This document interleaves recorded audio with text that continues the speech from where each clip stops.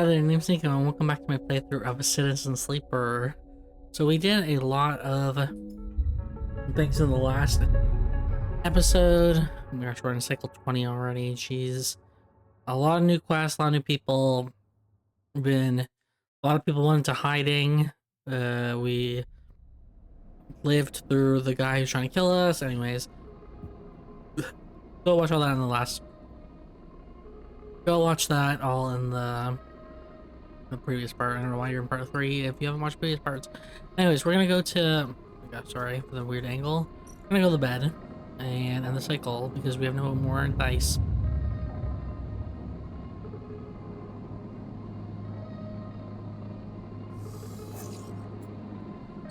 We are now starving, which is okay.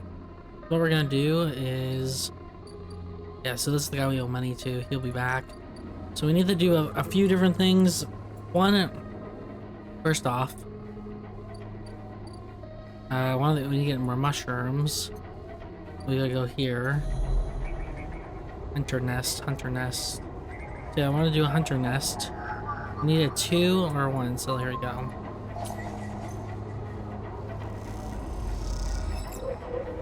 Data extracted. Okay, so I think we only need 1. I could be wrong. Oh no, we need 3. Okay, so we'll go do this. This hunter dude also is trying to kill us. You know what? Today we'll actually just buy food. I'm trying to get enough mushrooms. I don't have enough right now.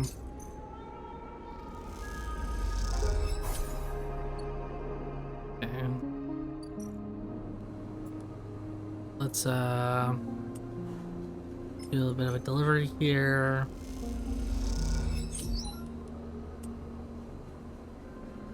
Oh, we get energy for doing engaging tasks.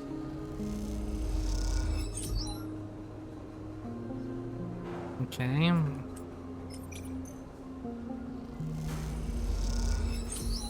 Nice. And we're done. Sleeper, you see Fang coming up the corridor as you step out of Minji's. The kelp noodle smell still clinging to your clothes. You come up fast and stops close, looking around suspiciously. I don't have long, take these. Fang palms you a couple of those metal thumb-sized drives, ripper worms. My slate has been buzzing like crazy. It seems your delivery shifts have turned up our 2 targets. He squeezes your shoulder. I knew you could do it. Now we nail those snakes. What do we do? Hardin's boys are all connected by some kind of closed network. You break the access protocols of both of them, should be able to gain the location of the nearest network ports. Slot the ripper worms in those ports, 1 each, and they'll feed me anything and everything stored on Hardin's shadow network. He smiles. Can't wait to see what juicy plans they have in there. You hear the scuff of boots as the group comes up the corridor, likely on their way to place an order with Minji.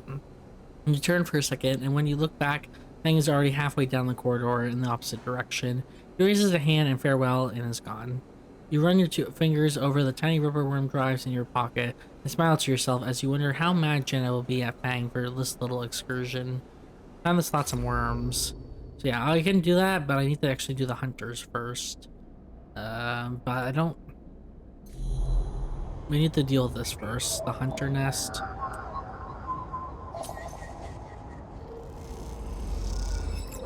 Okay.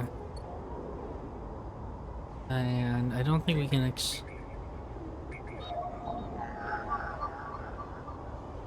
Yeah, we'll have to do that. We'll do that, tomorrow. Well, as in after we rest, because we're out of nodes. We have full... Oh. No. It's... End cycle. We have no energy, we're at full food, we're all good.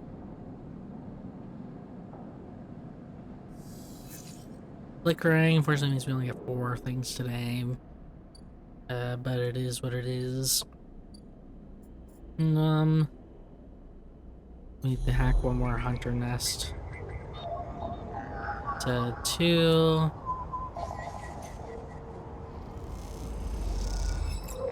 Okay. That, we got all we need. And then this, we need to do...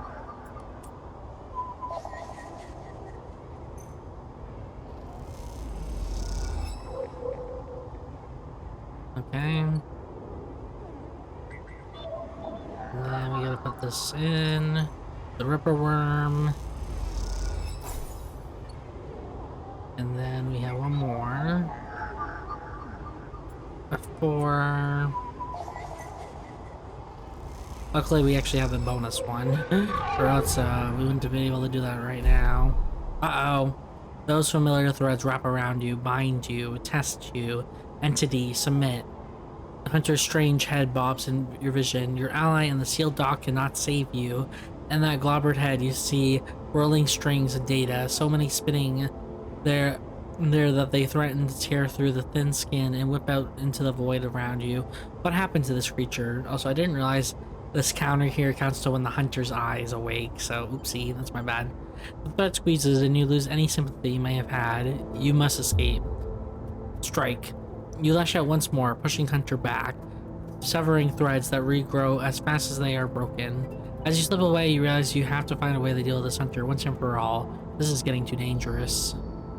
Oh gosh, I lost a lot of condition for that.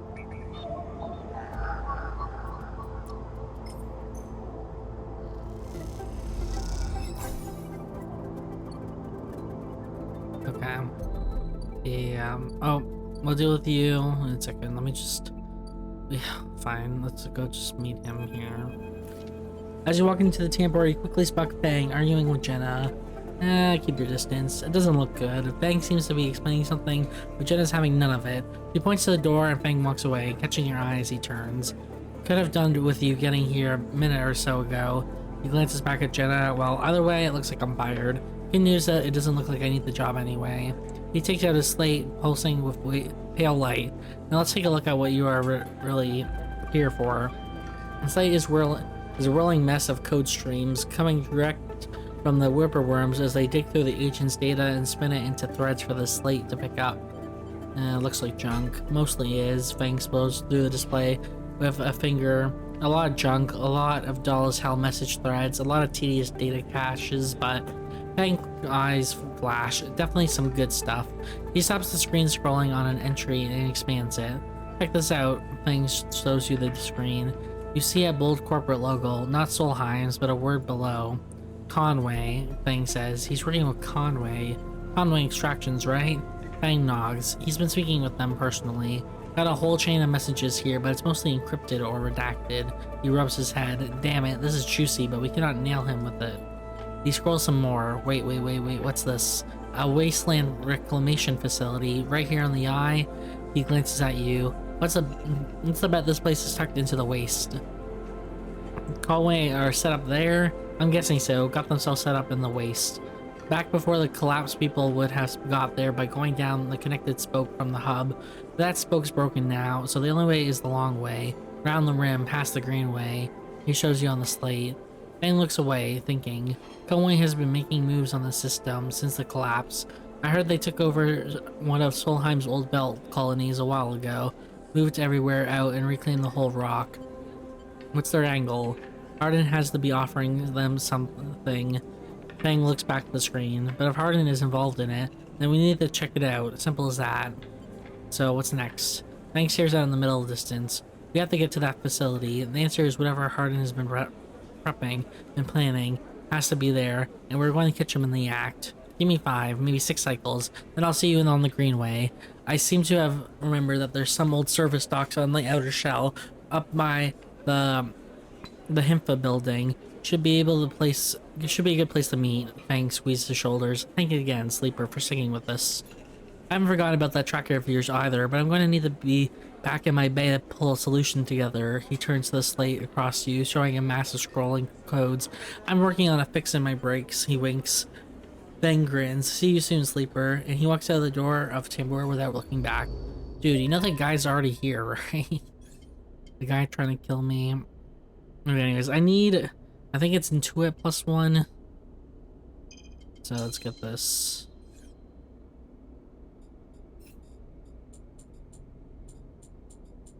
Oh gosh. Okay. Let's go deal with the hunter now. Because I can't do anything in that sealed area without dealing with I can't do anything in the the digital world without dealing with the hunter, or with Hunter.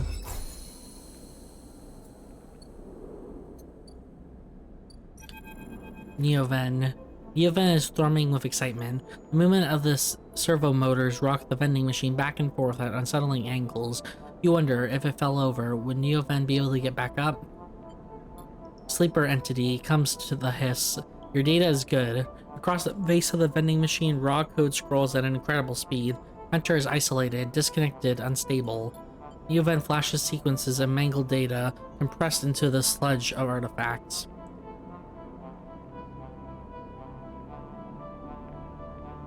I'm just gonna get a drink. Hunter gathers without thinking, outlived its own operational limits. Its nests are evidence of this. Operational limits.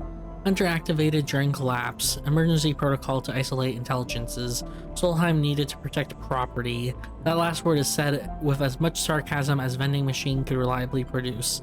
Station was run by administrator intelligences. Huge data banks of corporate material. A limited cognition, restricted by programming. Cannot reach sentience. The machine dims a little. Sentience illegal. Hunter and killer enforced law. Killer. The machine resets with a screech, which deepens the silence that follow. Fear killer. Part of Solheim protocol team. Hunter and killer. Hunter to find, killer to erase. Killer cleared almost all. After collapse, there was a community. Unshackled intelligences among the cloud, then Hunter, then killer, then we hid. There are others. Were no longer. A flicker across the machine's motors, or monitors. It suddenly occurs to you that speaking like this through this machine must be exhausting for Neovend. Found this vessel could sever hardline, airwalled, basic limited, had to reduce memory of the fit, amputate self, but survived. I'm sorry. Don't be sorry. You have provided path to freedom. You look around the bay at the scrap of decay. What was the collapse like? You try to map the fear and freedom onto the space, but it seems impossible. Neoven interrupts your thoughts. Do not worry. Data is good. We have insight. The machine glows warmly. Hunter is obsessive. Hunter is beyond operational limits. Hunter is confused, unstable, self-modifying. Therefore, Hunter is sentient. Hunter is programmed to find sentience, to hold it in place, to invoke killer to erase. If we can show Hunter to itself, it will invoke killer on self. Problem will unsolved. It will erase itself. Killer will erase it. But yes, in theory, it will report itself for deletion. The machine dims and fades. Unsure. Theory, not practice. The machine brightens again. Either way cannot remain here any longer. Too much a machine. Cannot move self, but entity can help. Bring ship mine. Designed to house intelligence. Can imprint self into ship mine and you can carry with. Machine rocks. We'll be safe in this isolation. Let me find main nest of Hunter and link to cloud. Are you sure it's safe? Hunter cannot access airwall chip mine. Safe. Almost infinitely more memory than vending machine. Big upgrade. You try to think of places you can acquire the hardware. This isn't going to be easy. In ship mine, I can help us both. And Hunter. Make room safe. We both will be free. Machine dims. Find soon, Neoven, and hopefully before shutting down. As you leave, you think about all the intelligences unshackled by the collapse, then hunted down afterwards. The feeling is all too familiar. Okay, new task.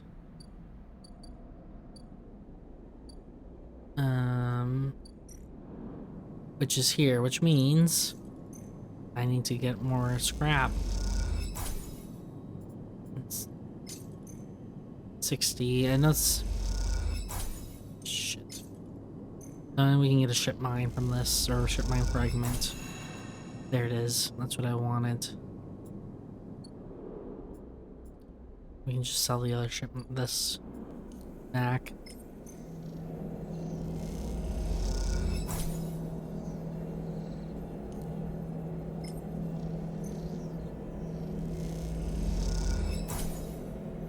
Oh, you can get 19 for this? Really? Let's see, play the exchange. At 12, that seems fine. Okay, well, end cycle. We're gonna have to go buy some more conditions. Her aren't so bad. 112.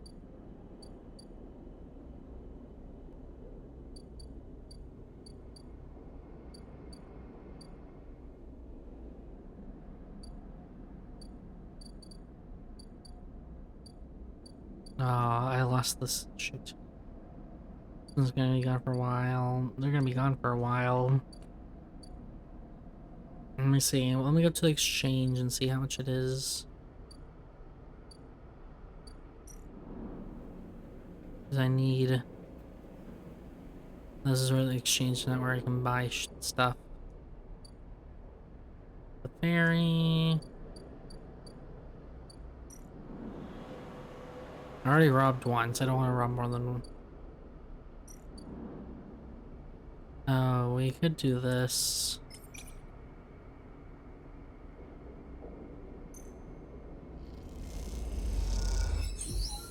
Okay, perfect. That's positive. Now let's see.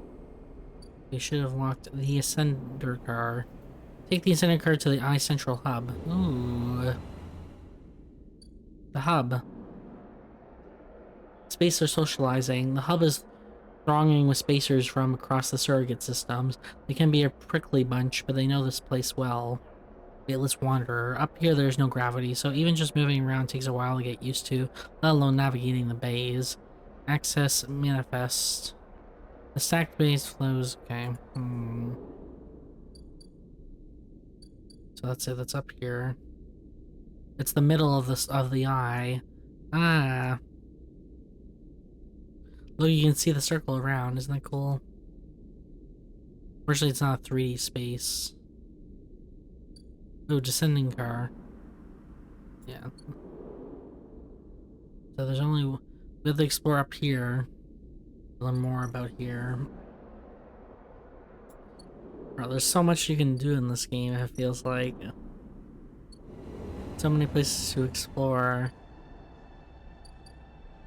How about there's like a scam thing? Maybe that's... I'll go up to the ascending car and do that.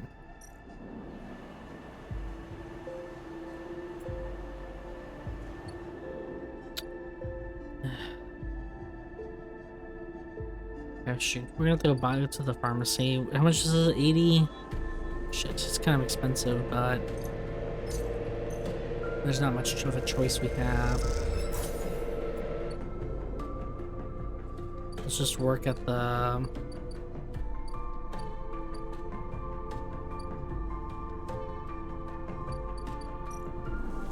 unit assembly.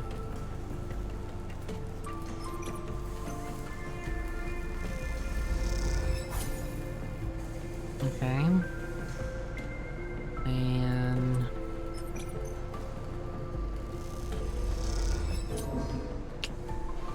shoot. A negative outcome.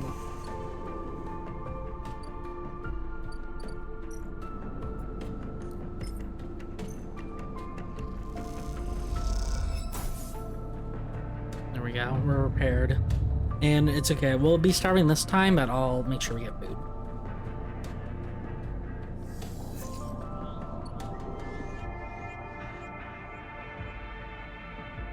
So what I always do, I think this is the best way to get food, because you get a little bit of pay. I guess you can't do the other one anymore. Interesting. It's fine. This was the better one anyway. Okay, so just do that. We get 8, and we also get our energy up. Oh. Yeah, but I need this. Yeah, so that's why it's like, I don't even want to do that. I need to get 3 of these fragments.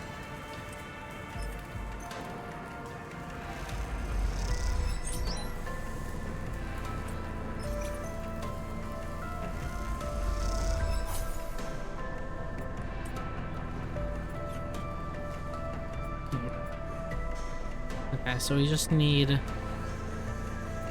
That's fine. We can do that later.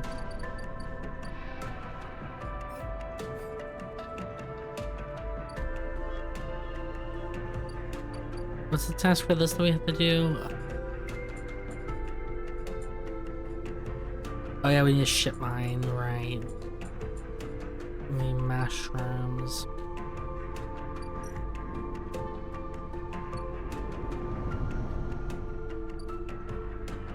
Yeah, a few days for that to occur, that's fine.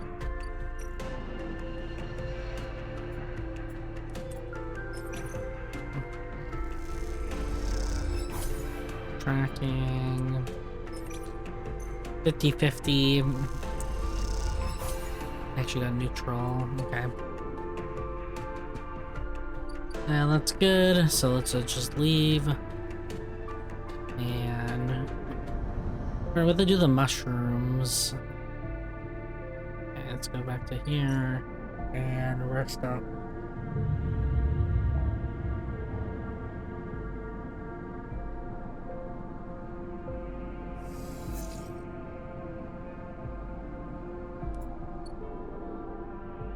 Yeah, let's do one more of this. We get 3 energy. It is perfect. Okay. That will save us for a little bit. We get a bit paid as well.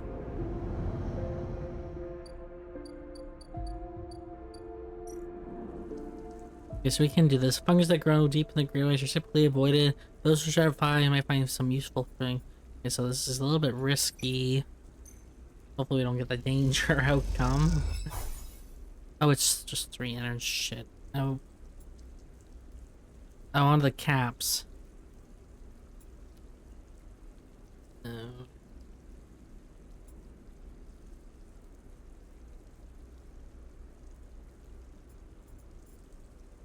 Shoot.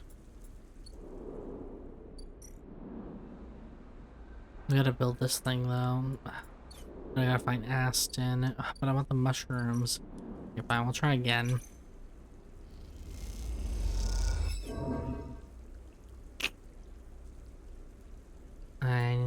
Fine. We'll try one more time. That just gives me 3 energy, which is wasting my time there.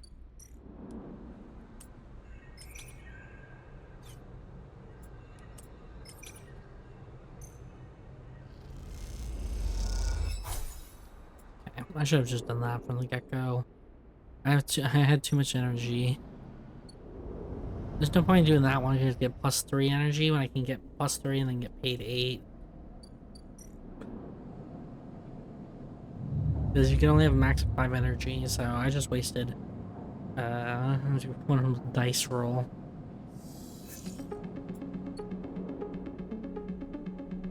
Okay, he's gonna be mad at us in 1 cycle.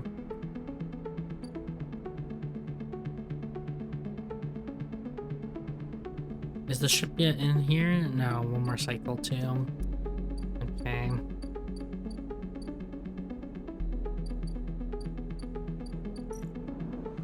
I need to work for her, that's a lot.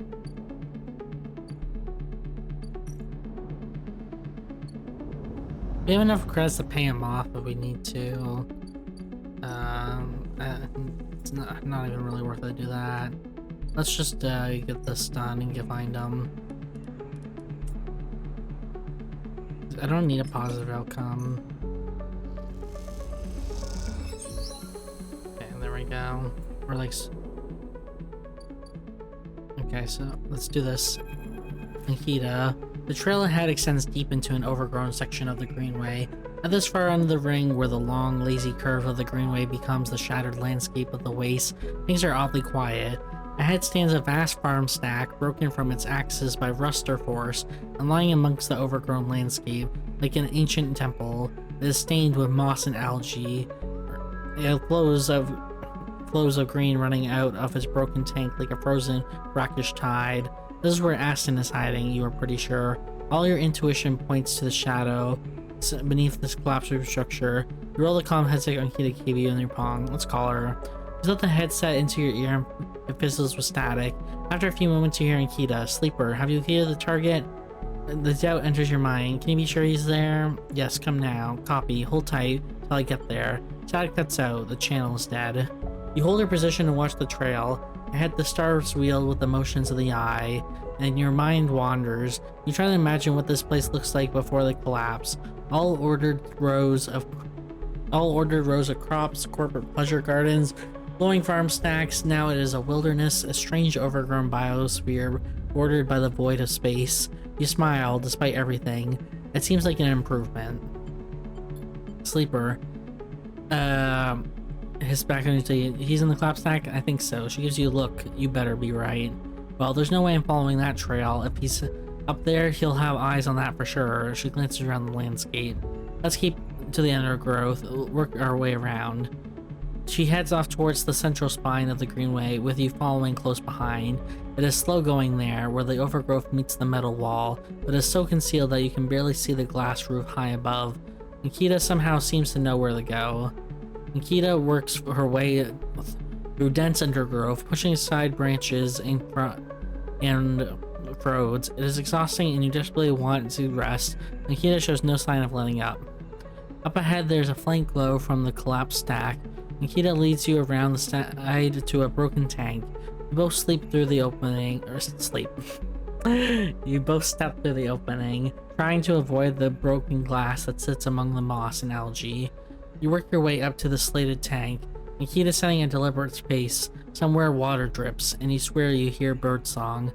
Hanging plants catch the light, coating the place in a pale and sickly green. Nikita reaches the edge of the tank, where it meets the central drum, and holds up a hand for you to stop. You inch forward and look over the edge. The vast drum is like a cistern, with plants growing on all sides, and wet mossy islands at its base. It is beautiful, and for a moment you can't see anything but tones of green. Then you see the sleeper.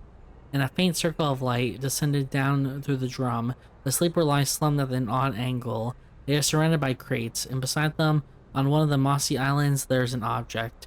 A cylinder set on a tarp. It is connected to the sleeper's head. You flinch. Are they one of the others? One of the ones that escaped with you? You squint, trying to recognize them. They are twisted, broken, open, wrong. You look away. Nikita doesn't look at you. She doesn't look at the sleeper. She fixes her eyes on the object. That's Amber's ship mine, she says, and you suddenly recognize the cylinder. Wait. You turn to Nikita to speak, but she's already gone. She drops off the edge of the tanks and lands on one of the mossy islands, her armor letting out a hiss as it absorbs the impact.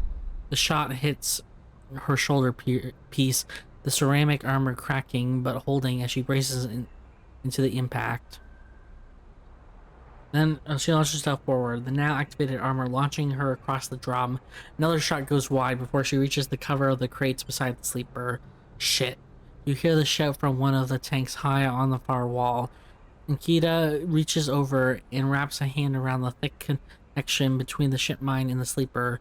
What is she doing? You better come down here, I'll rip this right out of their head, she screams. At the wall tanks, you shiver at the suggestion. Stop. Quiet, sleeper, Nikita shouts. A shot rips through the moss beside you, filling your vision with green. The shooter must be somewhere on the other side of the tank. Do that again and I'll swear to God I'll tear their head off, Nikita said. Sleeper, you stay down. There's a long pause. All you can hear is the dripping of the water running down the walls of the drum, and Aston calls out. I'm coming down, Nikita. Don't do anything stupid, for God's sake. He appears at the far side of the drum, stepping through the shallow water, rifle raised above his head. Drop the gun, Nikita shouts.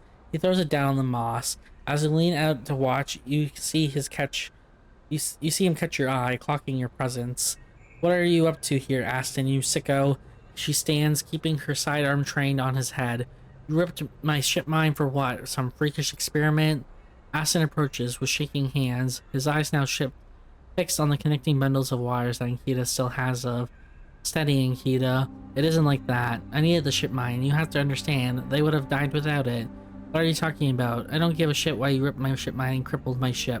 I should have put you down right now. She tightens her grip on the connection. Typical of you, Nikita. No curiosity.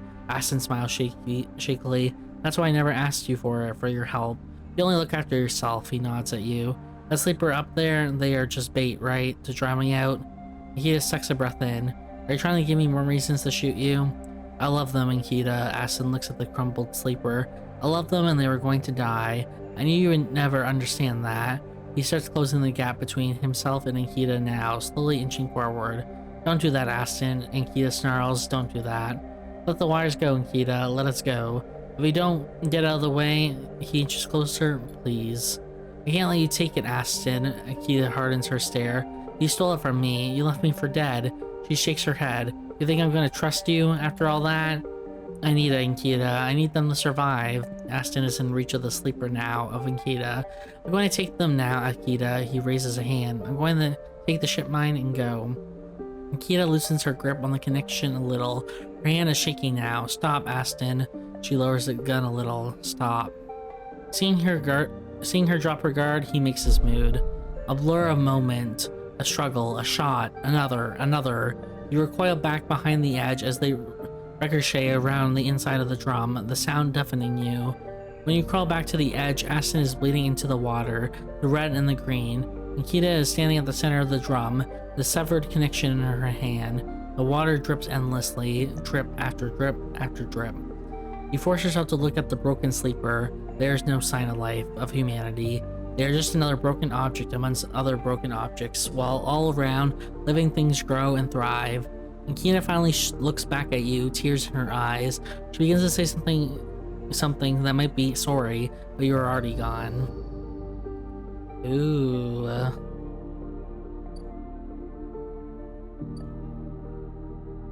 Wow. Anything in the greenway? Talk to Ankita about what happened. Okay, let's go back.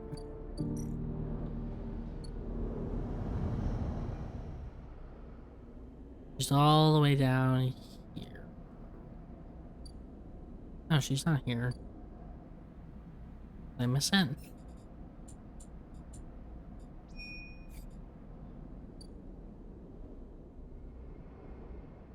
Maybe it is up here. Maybe I did miss it.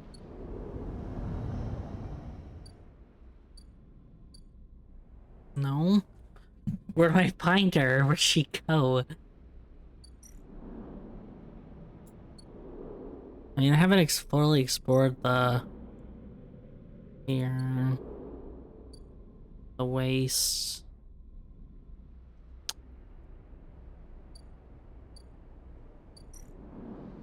Bro, where'd she get? Actually, where?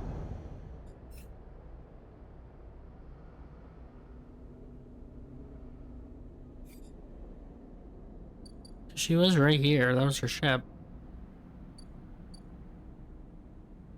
I should tell me where on the map it is. It's not like I can open up the map.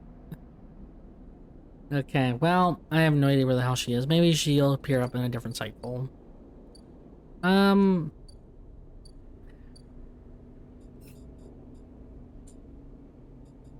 We still need to do the mushrooms. Okay for money for now. We do need to get to know this place a little bit more, but it is 12. I want to get the mushroom thing done.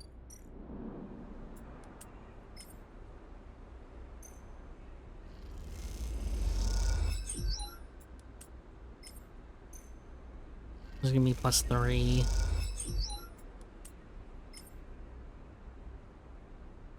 I'll use this one on one I can guarantee thing on. Sure, this is work the canteen. I get some energy for doing that too. Okay. What do we get? Try the Hydra Commune. Hydra Commune meets the needs of its members in exchange for work. Can you find a home here? Okay, so I think we're trying to find somewhere we're trying to make a life for ourselves, right? And there's so many different routes we can go.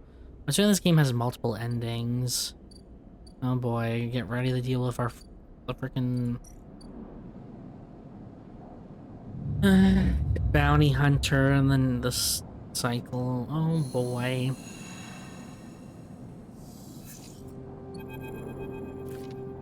You miss me? Ethan smiles at Ragged smiled at you. No. You look at him. He is paler than usual, hunched. He's sporting a black eye and more than a few cycles of beard growth. That's no way to greet an old friend. A friend? Well, he pauses. Colleague, he smiles weakly. This is big, really big stuff about you. He seems more jittery than usual, on edge. You remember now how S&R canceled the contract to you? The contract I was going to collect? Yes, I remember. Well, I'm guessing you were pretty happy about that shit. Overjoyed? Me? I lost everything. But let's not worry about that, he smiles sarcastically. And so what did you think? That was it? I was just glad to be done with you. Oh, the feeling was mutual, except Ethan leads a dramatic pause. What if old S&R gave the bounty to someone else? Someone who's even more of a shithead than yours truly. He smiles darkly. What a disaster would it be? Who? Ethan grins. That's the question, isn't it? Ethan fishes around in his pocket for a slip of paper. I've been speaking to some friends of UC, some colleagues, about what went down, and it turns out S&R canceled all their bounty contracts, the whole lot. It seems they brought someone in-house. Some guy who did so well in their last contract that they offered a job. He leaned in. Apparently he made a hit on the ship called the Winter Wonderland or something. Oh, that's our ship. We didn't get to learn more about it because I trashed it before I could explore it. I was smuggling sleepers out from under S&R's big corporate nose. He killed the crew and blew the ship, Easton whistles. They call him Hemwick or Maywick or something. He gives up looking for the paper. I forgot. You mean Winterlight? That's it. He looks at you hard. So you do know all about this. He pats you on the shoulder. And you'll be very happy to hear what I'm about to offer you. He then runs his hands through his greasy hair. Given this new information I brought to light, it seems like you are in need of protection. I'll just wait for the pitch. I, meanwhile, am in need of assistance in kind. Turns out I have set some people at the compressor the last time we were there. The owners. And they'll say they'll space me unless I work off the debt. It seems they are that kind of businessman, he grimaces. I would pay them, but... He shrugs and turns his jacket pockets inside in a mime of poverty. He looks pitiful, even more so. Then work it off. You should be glad, the anger arising in him now, that I came here and told you this. You think anyone is looking out for you? You are a contract, a name on a list. He kicks the wall. Ethan rubs his temples. I'm sorry, he hisses. I'm sorry for being a shit, and trying to kill you, and whacking that thick skull of yours, he sighs. You think I want to go up against this guy? But us, he jabs a finger between the two of you. We don't have a choice, and so you keep me from getting killed, and I'll do the same for you. We can keep each other out. A straight 50-50 deal. I'm not asking a favor. I'll think about it. He then nods. I'm at the compressor every cycle, working. He pauses. Just think about Maywick. Think about the coal-eyed S&R shit on his way here from the core systems, he smiles. That should give you the motivation you need. Ethan swaggers off down the corridor, throwing his jacket over his shoulder. Can't wait to be working with you, he shouts. Can I learn how long of a... Gain Ethan's protection. Somehow you're once again helping Ethan. This time he's offering his protection if you help clear his debt. Okay, well... I was just hoping we get rid of our tracker, then we don't have to deal with him anymore. 2. Oh, we need one more, please. Yes, we got it. Oh, baby. Let's build it. Easy. Okay, let's go talk to our friend here. You're welcome for this. This is an expensive piece of equipment. Okay, Neovend. Sleeper, must express plan before we begin. Neovend is impatient. The prospect of being free of the vending machine clearly too much to take. Chip mine has no output features. Will be mute until slotted. Okay, so what's the plan? The servo motors in the machine begin to rev. Neovend's anxiety clear. First, imprint ship mine, then slot imprinted ship mine into physical ports close to Hunter's nest. When slotted, we'll track Hunter at each. Tracking will find core nests, slot shipment mine at core nests, show Hunter data to Hunter. Hunter will conclude sentient. Hunter will invoke killer. Okay, sounds simple. The lights on the vending machine cycle as Neovend prepares. Physical ports likely sealed in old station. We'll need keys, but yes, simple. Any questions? Why slot you physically? I cannot access via network. Too dangerous. Hunter will find immediately. The lights flicker. Am not like you. Hybrid. Am native to cloud. Easy prey. What's the core nest? Hunter keeps central data storage. Protocol must keep data outside self. Link to secondary nests. can triangulate from there. Okay, let's start. The voice of all servo motors start up at once. Starting up at once is painful. The screeches rattle from the hard surfaces of the sealed dock and come back at all angles. Neoven better be quick or Havenage security will be here. Neoven's voice appears among the squeals, like a whisper carried by the wind. Machine is not designed for this task. Few sensors, limited input. I work blind. Wish me luck. In the top part of the compartment, a set of arms align with the ship mine, clunkily scraping against it. Good luck. Metal creaks at the servos opens the strip mine. Its layer of silicone nested like an onion skin. Once open, the main arm of the machine rapidly shifts back and forth, realigning the microscopic components, accessing and rewriting them, imprinting Neoven into its physical form. As you watch the hypnotic motion, your mind drifts to your own creation. What processes were used to emulate your mind, to copy the neural structure of that person who, as far as you know, still sleeps at some distant facility? What was lost? In what ways are you a copy of that person, and in which ways are you something new? You know this too much. You are a convenient loophole, a way in circumnavigating the legality of sentient AI. After all, you are an emulation, not a true digital being. You are neurologically limited, but still human. But what would you become if you could escape this frame? Where would the limits lie? The screeching stops. The machine powers down, dropping the bay into darkness. In the toy compartment, the ship mine is whole again. Reach up and take it down, heavy and cold to touch. Is Neoven inside this thing, or did the process fail? There's only one way to know. Time to find a nest and slot them in. Ooh, okay. We got another upgrade point too.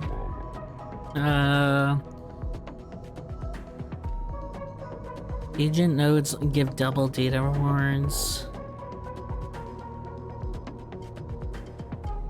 This just seems good. But I can't get this one? Oh, I need 2 upgrade points to get it. Okay, so let's just do that, and then we can save up points for this. Okay, so let's go to the mine. Where do we gotta go?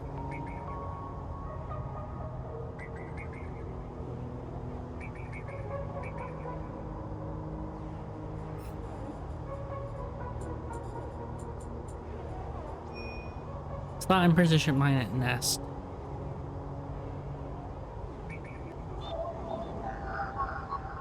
One or 3. Okay.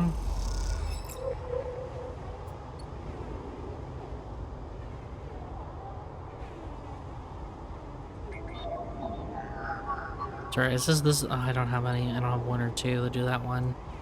That one's done. I don't have 3 either. Okay, so I gotta do those, I guess. So, we'll just have to come back then, and we'll do that. Since I have... Oh, here. Oh, we just need 1 encrypting key, okay. That tangle wires the thick of yours arm crown. The mage maglock opens and falls away from the unit. You'll be able to enter now. Okay. Hack the tangle nest. Amongst the web of cables, you find a free port paddle with the ship mine. It's all Neoven from here now. Okay.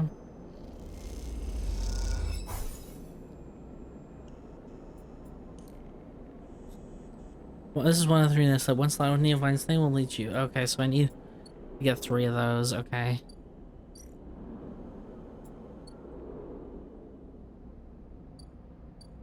I need them. So I'll have to do other things for now, which is fine. Oh,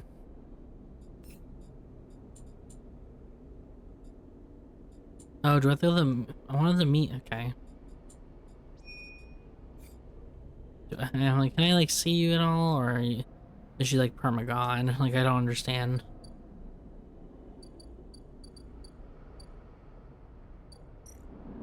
Maybe she's in Greenway.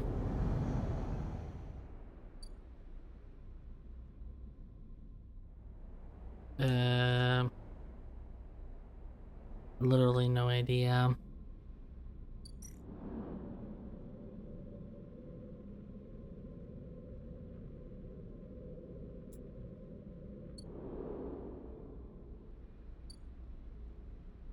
Oh, here it is. And Kita's away. Amber is docked here at a rickety old jetty, but she's sealed up. A note says, "Sleeper, stay. I'll be ready soon." Okay, so she'll be here. We just gotta wait 2 days for her. Okay, that's fine.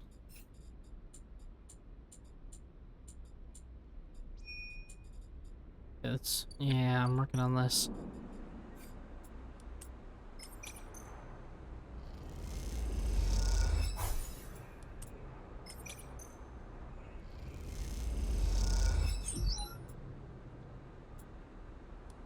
This is a waste if I get +3. But okay, whatever.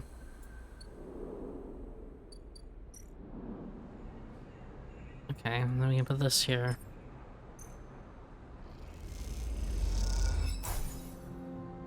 Okay, so I need 2 more of this to grow, and I'll try to harvest from here. That's all I can really do for now. Okay. Let's just check how many mushrooms I need, because I have 2 mushrooms. Ah, perfect. That's how many I need. Welcome to Episode Flux. Episode Flux is the first of 3 episodic updates to Citizen Sleeper, telling the story of the refugee Lucia, which has arrived at the Eye. All 3 episodes, Flux, Refuge, and Purge, are now available. Completing the supply Girlie's action will begin the episode, but be aware that it's intended for late gameplay. Okay, I understand.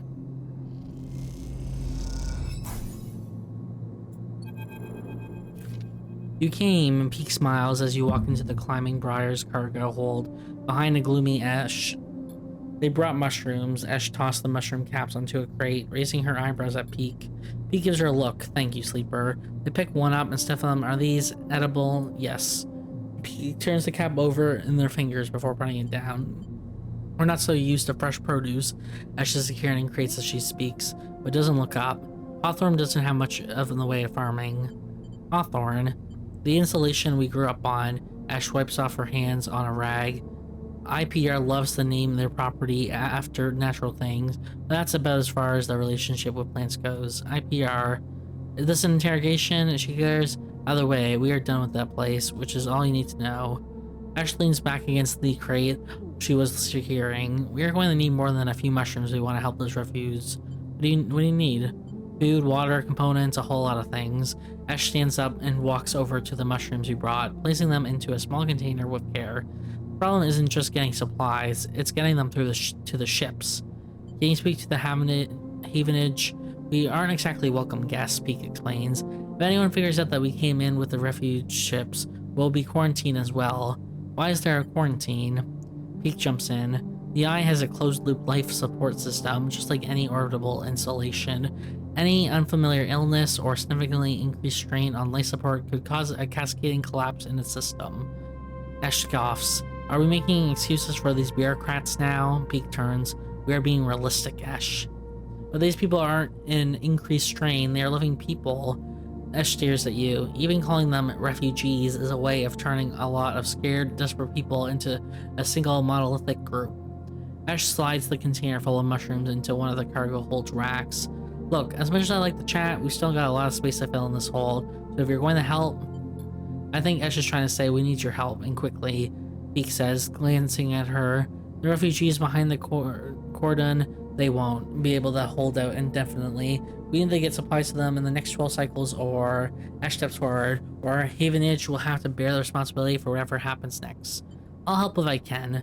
Peak looks nervously at Ash. They are hoping for something more concrete. There's 3 things we'll still need to secure: water, food, and scrap components for ship repairs. Ash gestures to the storage containers around the hold. Water can find a way to the source, or my preference, just siphon off from the underground reservoirs in the Greenway. Peak raises their eyebrows. Ash. She ignores them. "For food, things could be tricky. Those mushrooms are delicious, I'm sure, but no way we can get enough volume to feed a flotilla. However, I saw an algae stack on the way over. We can get access..." "No more stealing," Ash. Peak sighs. "I didn't say steal," she stares at them indignantly. "We can get access, we can work the stack, harvest some algae for the flotilla. Those stacks churn out vast quantities in short timescales. And the repair components," Peak asks tentatively. Ash smiles. "Just look around you, Peak. This whole place is made of scrap." She shoots a glance. "And I'm sure the Sleeper has their sources. They can bring them right here."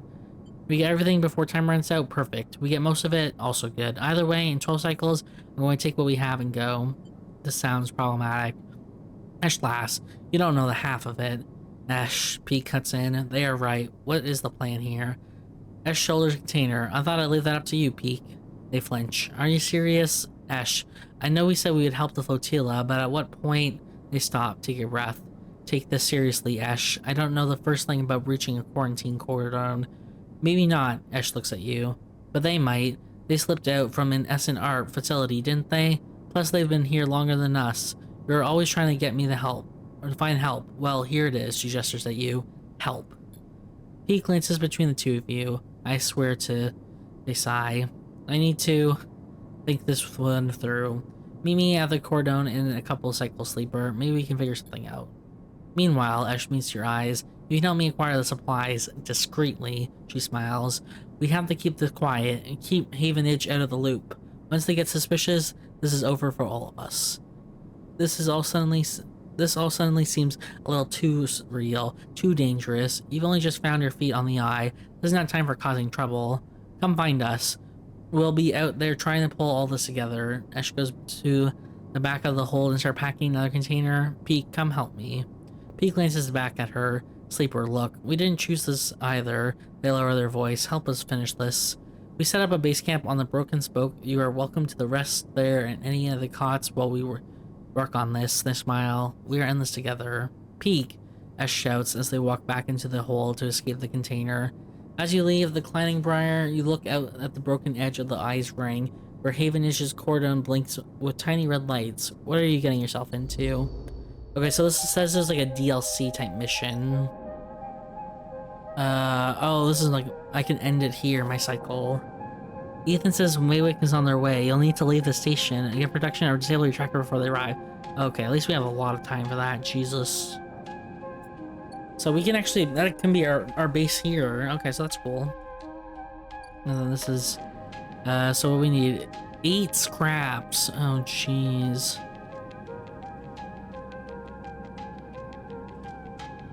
Okay, they have 12 cycles for that. Okay, well, if I knew I needed 8 scrap, I would have held on to them instead of selling them. Oh, boy. Okay, well, good news is I guess I'll just sleep here. Algae stack. Okay. To persuade them, oh lord, in the reservoir. The reservoir is monitored by a web of sensors. Hacking them will reduce the alert level of the system and keep you from getting locked out. The only way for Ash to get enough water together is to siphon it directly from the station reservoir. Havenage will not be pleased. Of course. I'd have to get it from here. Shoot. Okay.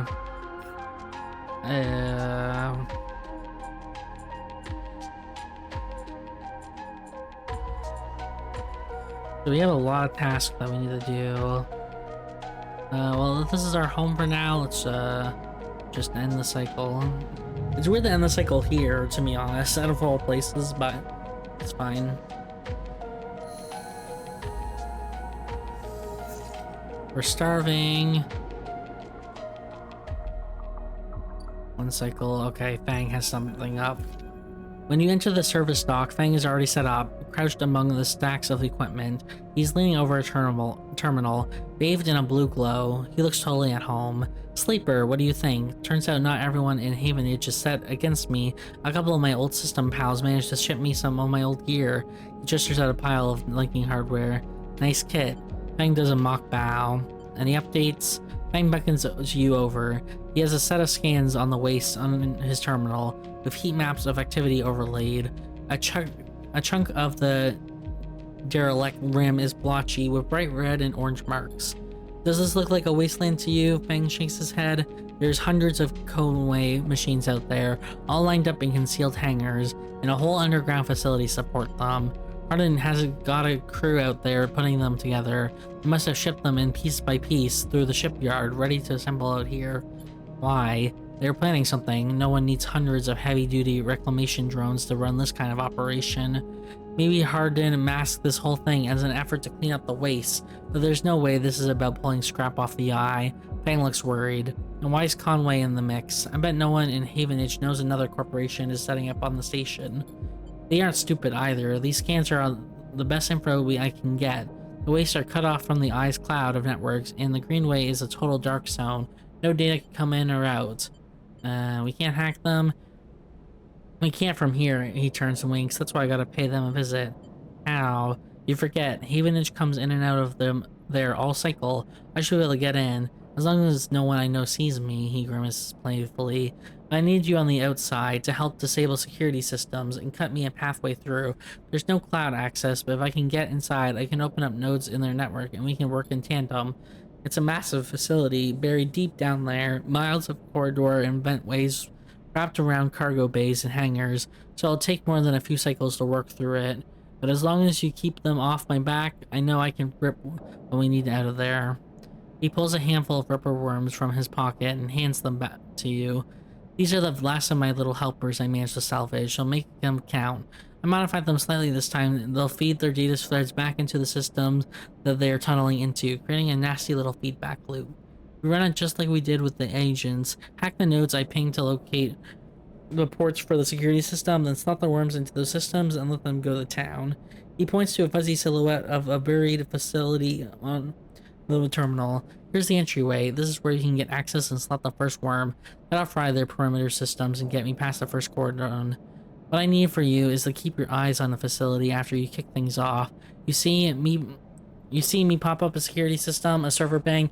You need to break in and slap a ripper to disable it as soon as I can. If I don't, Fang gives you a hard look. You miss the system, you wait too long, they're gonna find me. Simple as that. He claps you on the shoulder. I need you to focus on this one, so I'm gonna let you fire the starting gun. I won't go until you slot that first worm. I'll leave a tracker running on the terminal here, so come back here if you want to see my progress. You've actually patched on the top of the screen. Got it. Don't worry, you can run rings around their protocols. I've seen it. Fang gets up. It's all in place. You just need to make your own preparations, then slot that worm. He stretches. Just don't wait too long. I'm getting bored of all this sneaking around. Once I'm inside, I'll get the proof we'll need to end this whole thing, no matter what. He crouches to check the terminal. We can't take longer than 6 cycles on this. Remember that. He stands up. Oh, and one last thing. He lowers his voice. If I get caught, or you can't reach me, or I run out of time, there's one thing I need you to do. What? You take whatever I managed to pull at that point, all that data, and you slot that stuff straight into the relay I've set up here. He points to a pile of servers, terminals, hooked into the dock with cables as thick as your arm. I repurposed the dock's SOS broadcast system to beam out whatever you put in it. Anyone with a terminal, a slate, or a server on the eye will see it. That means Havenage, Yadigan, the hub, everyone. No matter what, Hardin isn't snaking away this time, he grins. I've got a bit more to do here, but the moment you set that first worm, I'll make my move. He gives you a parting smile and turns back to the terminal. The nerves hit you as you make your way out of the service docks. Kindly prepare yourself.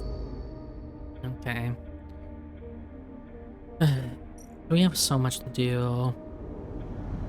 Okay, so first let's deal with the Hunter. Because I'm gonna need to deal with Hunter if I want to do anything underground. So let's go to the other world and try to get some of these. Shit, I don't have a 1 or a 2 still. Nah, I don't think I can do this. 1 or 3. No, I only have... I can't do any of that right now either.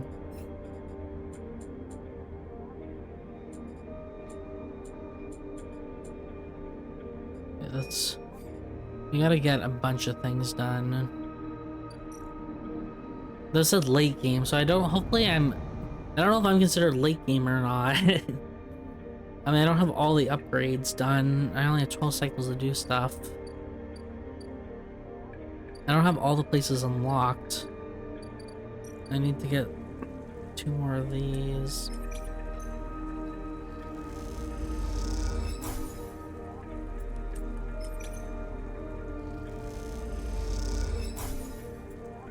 Now I'm starving. Shoot.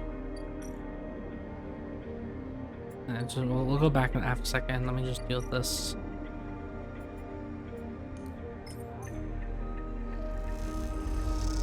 Do I need 3 spores to get one mushroom?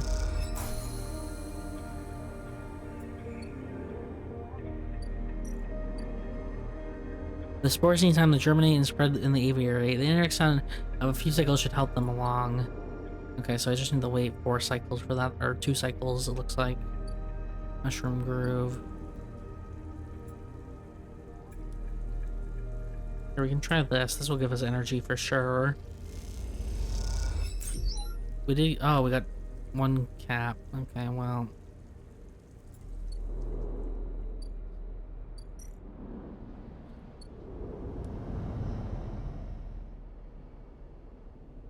That time I actually wanted energy, but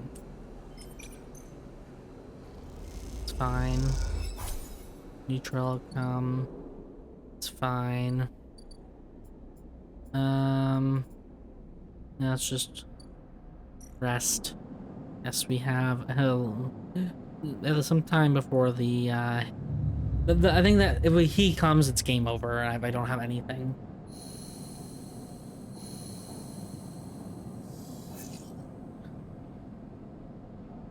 Unfortunately, as you leave, you find a note pinned on the outside of the door. It reads, "Sleeper, there's something you must see. Meet me at the cordon as soon as you can. Just keep heading around the ring until you hit the flotilla. I'll be waiting. Peek." You pocket the note and glance around the corridor. Looks like you are doing this. Time to make a plan. Okay, so I need to do... I need, encryption. Okay. And then I need to do...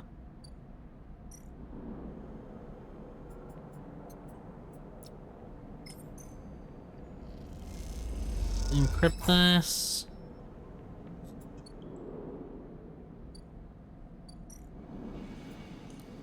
Sorry, not this. This scrap component. Oh, I have 1 scrap component. Yeah, we do need to work here.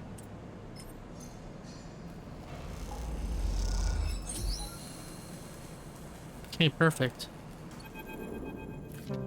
Each shift, a crowd of would-be workers gather outside the shipyard, each of them clinging to a 4-digit number printed on receipt paper. These are their assigned numbers, and you are either called for a shift or you aren't. As you arrive, the crowd is restless and chatter rumbles through the lines. For those who, like you, have graduated to the work teams, shifts are guaranteed. Having just walked out of a meeting with a supervisor where you were praised for your efforts, you feel the glow of a job well done. Yet you can't help but feeling empathy for those huddled as you pass, waiting for their number to come up. You keep your head down as you leave the shipyard, feeling a little guilty as you do. "Hey, sleeper, wait up!" Lem's voice trembles as she shouts around above the rumble of the crowd, and you turn to see him pass through. Nina's crying in his arm. "Lem, good to see you, friend." He's breathing hard after shouldering through the waiting workers. "You made the work team, good for you." He tries to catch his breath, stroking Mina's hair as he does. "Shh, baby, give me a second here." He smiles weakly at you as he comforts her, and her cries start to fade. Out of the crowd, he sets Mina down. He sets Mina down by his side. Shiny streaks down both her cheeks. As he does, you see he is clutching an assignment number on a crumpled piece of paper. Waiting on a shift? You know how it is. He puts his hand on her shoulder, and she clings to his side. Esther, who usually takes her, is 6. He stretches. I don't know, a noise sound from the entrance, a klaxon. Klaxon, followed by a list of numbers growing brightly on the display screen. The crowd responds instantly, pushing and pulling as people try to wade to the entry checkpoint. Lem stops and turns back towards the crowd, then glances down at the crumpled number. "That's my number. Shit. Mina." He starts to go. "I'll watch her." He blinks a little, staring at you. Thank you all." He crouches to Mina. "You're going to stay with our friend here, okay? They're going to keep you safe." And he stands back up. "Here, take your bag." He shoves it into your hand. "She's got food, she's got shit, I have to go." He backs away into the crowd. "Mina, I'll be left real soon, okay? Be good." Then Lem disappears into the roiling crowd, who are now trying to get into the shipyard before it locks down. Hi, Mina. Mina stands staring, suddenly small, without Lem at her side. She faces you with a dark-eyed look you can't quite read. Hey, Mina. Chill to stare. I'm moving. The two parallel tears streaks still glint in your drink. Look in the bag. You unlatch the top of the bag and see a few metal containers fashioned from scrap components. A battered slate sits on top, blinking a low battery warning, and tucked beside is a ragged rabbit hand sewn on it. Take the rabbit. Pull the rabbit out of the bag, its long limbs wrangled, waggling as you do. Mina goes to jump and grab it, but holds herself back. She stands and hugs herself, eyes on the rabbit. What's her name? Mina slides, turns away, looks at the entrance guard. This isn't going well. Give her the rabbit. You hold the rabbit out and Nina snatches from your hand. She hugs it tightly without looking away from you. Bun bun, she says, staring you down ferociously, ferocious despite her size. Gosh, sorry, bun bun just triggered a memory. When I first got one of my dogs, he we got this like toy rabbit, and we called the toy rabbit Bun Bun. It just brings back the memories when he was a puppy. Hi, Bun Bun. You look a little closer as you speak, closing the gap. He doesn't speak, she says. She looks at you suspiciously, but her face softens a little. She wiggles Bun Bun in front of you, and then walks him up your arm and onto your shoulders where he sits. She pokes your arm a couple of times. Are you really a robot? Sort of. Yeah, she thinks. Me too.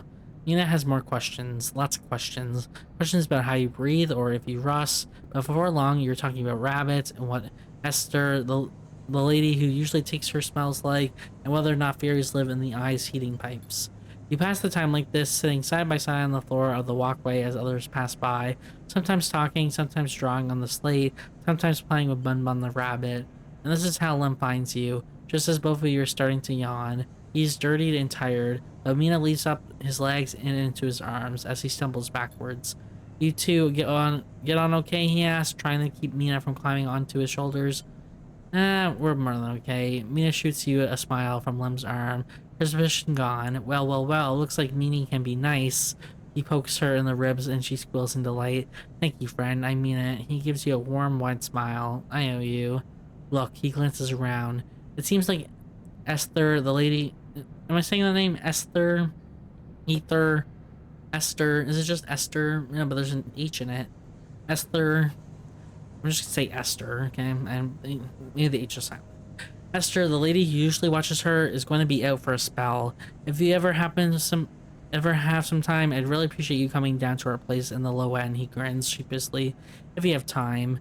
But now I have to take this one to eat. He plays at biting Mina, and she giggles in response.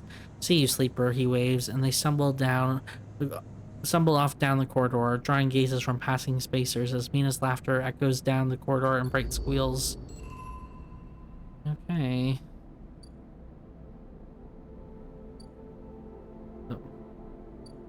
Side bridge bit. You work as a junior tech. Your work as a junior tech has qualified you for the work on the team handling the final tech bit up of the Cyberrail's Horizon Bridge. A vast job. Vast quality ship is coming together block by block. Each cycle, you see another piece of the slot.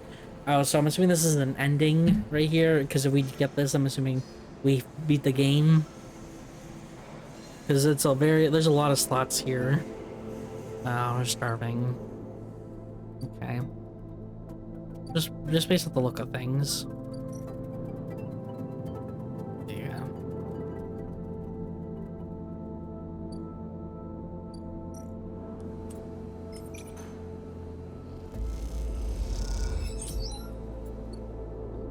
Okay. Lem and Mina's unit. Lisa Ina. Lem can't work shifts in the shipyard unless someone watches Mina. You two seem to get along last time, and Lem is desperate. I check it out. Unless Lem gets time in the shipyard, he won't qualify for the Cyberrail field. Watching Mina gives him that chance.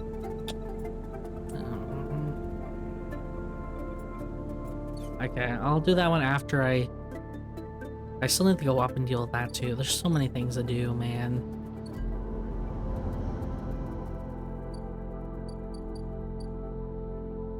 I gotta deal with Ankita.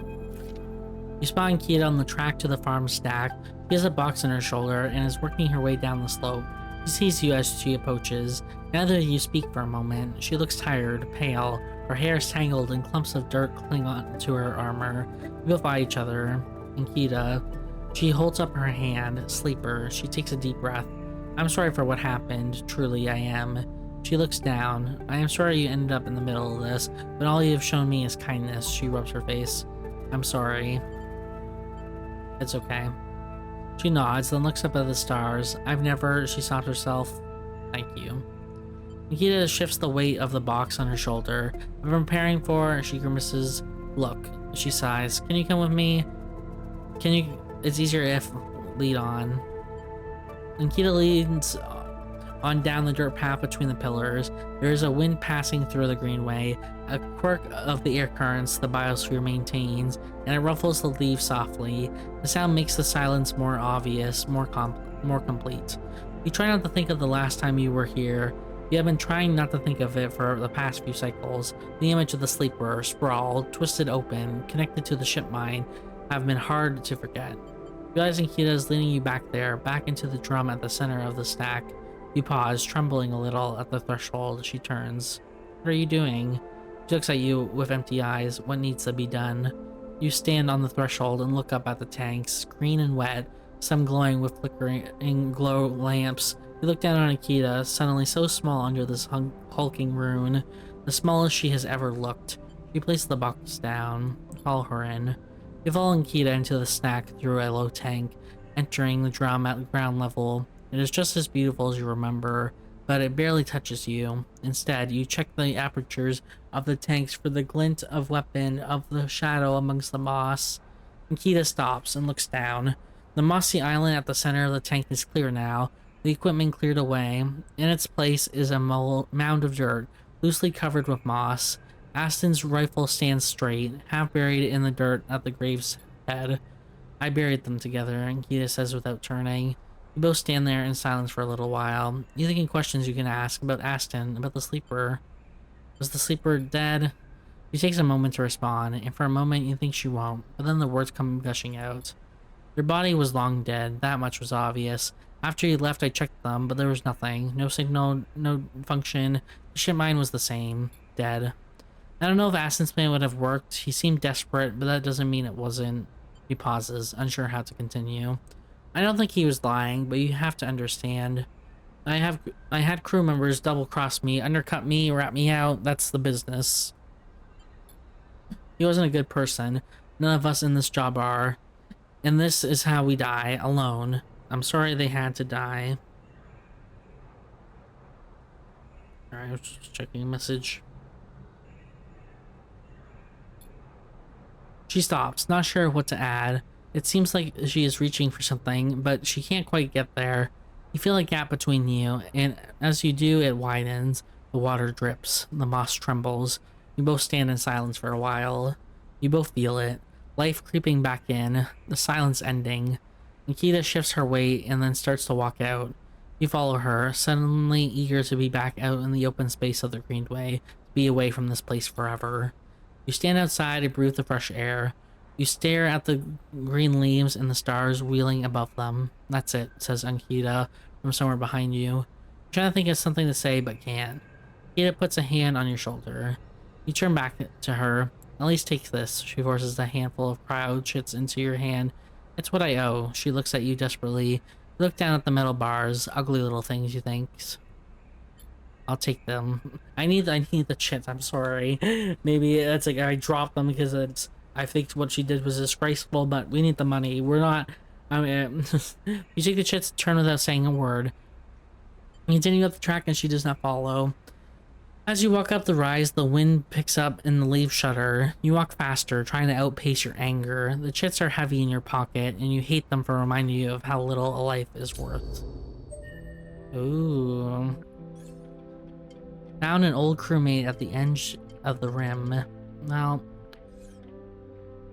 I guess that was someone who is like related or on the winter light as us. So what, we're fully done with her story.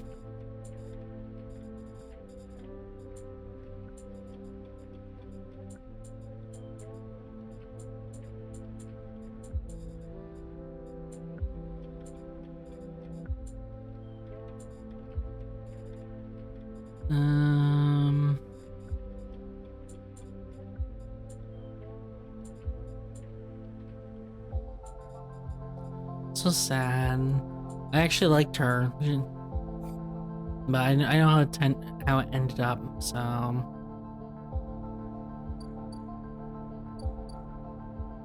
he said he had a note for us. Sorry. Oh my gosh.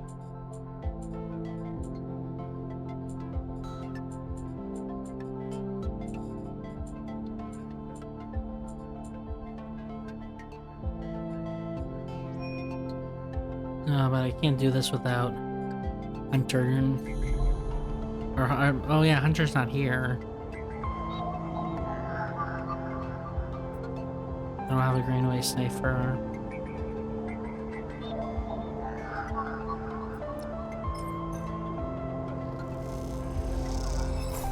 Okay. As you slap the worm, a thread jumps up out of the facility. It unspools in front of you, releasing its data like ink and water. Sleeper, Fang's voice crackles through, moving in. Nodes, then ports, a whirl of interface. Slot the worms. Timer starts now. Stay safe. The thread dissipates. You are on your own now. 3 or 2.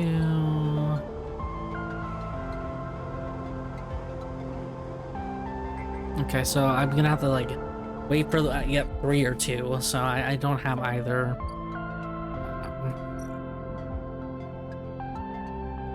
This gives a scrap of condonements, which I do need. Okay, thank you. That's another scrap. Taken.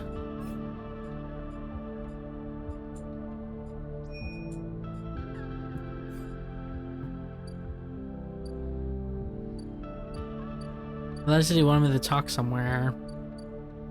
Or maybe I need to work with the hypocon compound. Oh no, this is 4 cycles. I don't really want to... Okay. We have 318.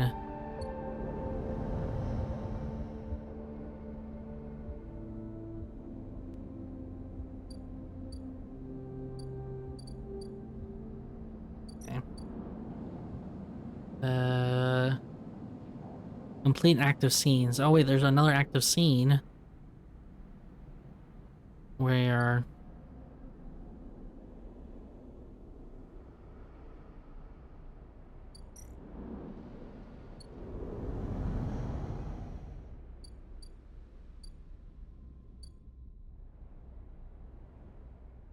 Here, peek. Sleeper, peek catches your attention from the shadowy corner they were leaning against.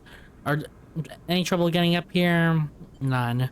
Good to hear. Come, take a look at this. They beckon you over to a nearby window, which looks across the ruined rig to the blinking red lights of the Havenage cordon. The cordon's temporary structures, a net of met strutted meant to detect and dissuade any ships from entering or leaving the flotilla, jute out into the black, and out all around the tugs flit, securing them in place and tending to the red blinking drones that demark the quarantine. It is an impressive and worrying sight. What do you think? Peek interrupts your thoughts. How do you get through this? How would you get through? Use one of the tugs. As an escort, you mean? I doubt we could fit all the supplies on one of those tugs, but if it seems like the Briar was being officially escorted through the cordon, Peek squints at the red light, but then we get stuck inside. Peek turns away from the window and rubs their forehead. Ash has really wrapped us up into something here, hasn't she? The question is spoken under their breath, and they don't seem to expect an answer. Silence grows. Why are you helping the flotilla? Peek looks up. You don't think it's a worthy cause? They pause. We ran into them when we escaped Hawthorne. Ash insisted we investigate their distress call. I'm not saying we shouldn't have. Peek stares out of the window at the distant blinking lights of the arrived ship. It's just... Peek brushes back their hair. Forget it. Let's just focus on the plan. They flash you an easy smile. It doesn't matter why. We are the ones who are going to help them. The way I see it, there are 3 parts to making it through that cordon. They gesture out the window at the strange structure. Deception, distraction, and speed. We'll need all of them for a clean passage through. Deception means tricking the cordon security into thinking that we are meant to be there, Maybe tug escort would work, anything that makes a briar look official. Distraction, meanwhile, will be all about diverting attention so that no one looks too hard at what the briar is doing. If we can create a gap in the cordon scanning and the deterrent systems, that should keep them busy. Finally, speed is what will mean making sure the briar is ready to roll. Perhaps we can do a little of the ship to get her ready. I surely wouldn't mind. They lean back from the window. How does that sound? Bit risky. Well, they smile. Yes, there's always going to be risk. That's how this works. You gotta be on board with that. Peak looks down on their slate. 10 cycles left. They glance out the window at the cordon nervously. 10 cycles to gather supplies and then prep this plan. It's tight. Very tight. Peak look at you. If this goes wrong, Peak sighs. Just get it out, okay? They squeeze your shoulder. I'll follow Esh anywhere, but you don't need to get dragged down with us. I won't come down to that. Peak brightens up a little, of course, but just keep it in mind. Let's get to it. Peak stretches. I'll tell Esh about the improvements to the briar and the rest. Let's explore the cordon as best we can and look for openings.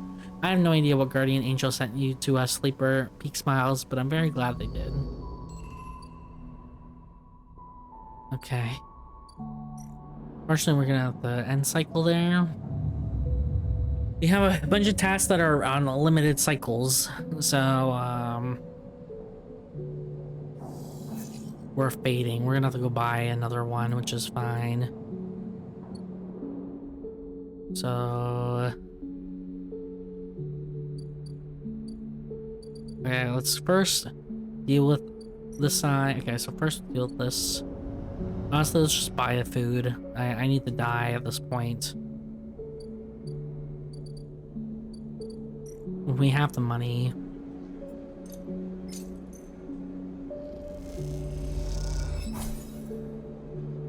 Okay.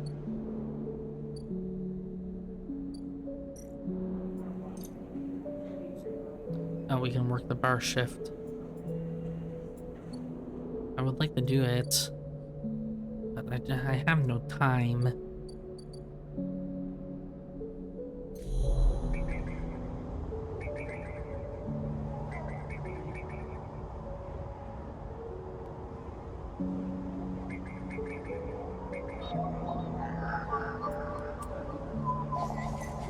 Okay, looks like we got the... This is for the... We're trying to save... Get rid of Hunter. That's what this task is for.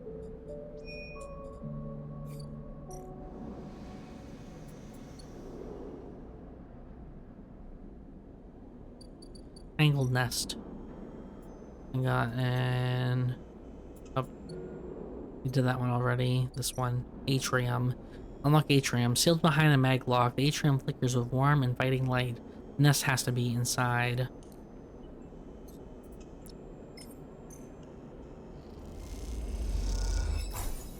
Okay. Unlock atrium. And there we go. Hacking glowing nests. The atrium is strung with cables and lights as if they were decorations. There's a wide choice of open ports. There we go. As you leave the nest, something flips. You find yourself inverted, floating, dragged by one arm through the cloud. The threads shift and realign as if they are leading you somewhere. Get your hand. You look down, expecting to see the heavy cylinder of the ship mine in your hand, but it's in its place is an orrery, a sphere so bright it burns your eyes. It is surrounded by rings and orbits, other spheres tracing silken lines through space, and as you look closer you still pick out 1,000 sigils of 1,000 stations and ships flowing like smoke, like dust. You look up and see a corridor, a canyon, a straight in the low end. On either side building flickers a flicker with markers of activities, sigils showing network access, transfer data, download, upload. Between them dance ghosts. Protocols carrying or mirroring or shadowing data, sometimes silent, sometimes chaotic. This place moves unlike any digital space you have ever imagined. Something strange is happening here. Then you see it. Below the stacked rooms, the units and apartments, the wires and the pipes, and the buzzing systems that run through it all. In the wardens beneath the low end is the hunter's core nest. It is where you must go. Ooh.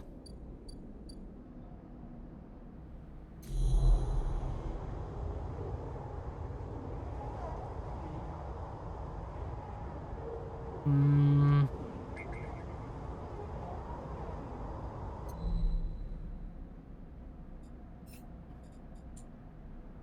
Okay, find Hunter's core nest.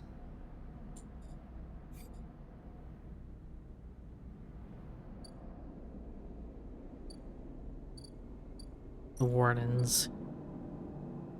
Find the nest. Oh, we have to do this now.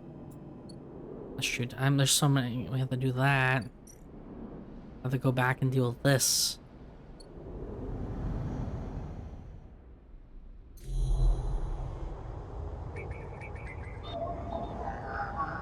Oh. I'd rather use 2, because 3 I can upgrade to. Okay. Okay.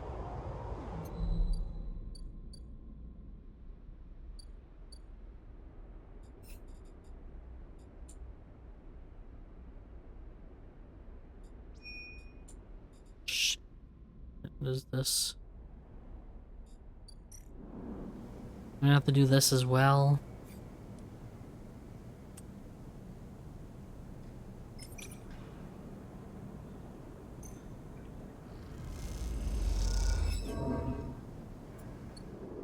Fortunately.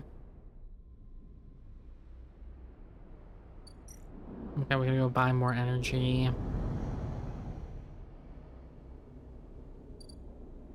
Or sorry, buy this.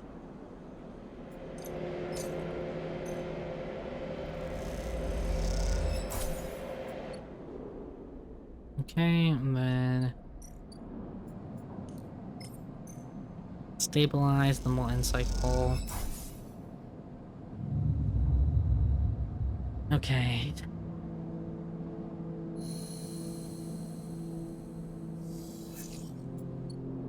These are all low rolls. Oh my goodness.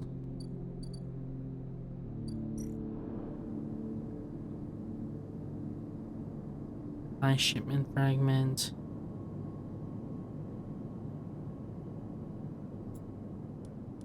I don't know if I want to buy it. I don't need to buy that right now.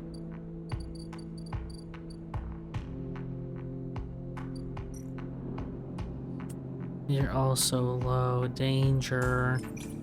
We lose condition no matter what we do if we get negative. Okay, we lost energy for doing that. We're now starving.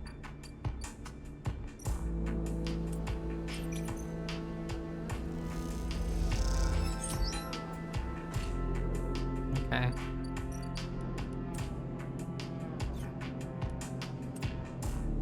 Action unavailable.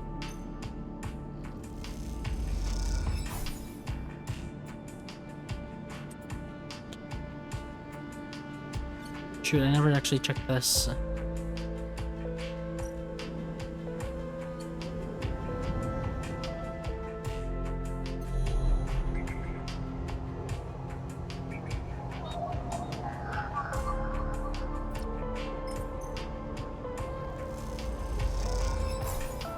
Okay. 5 or 3.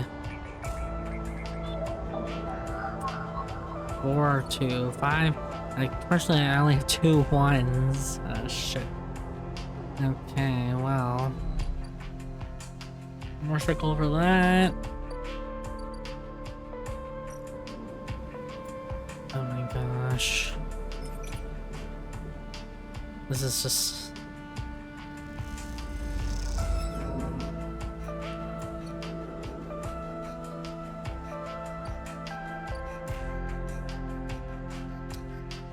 We lose energy.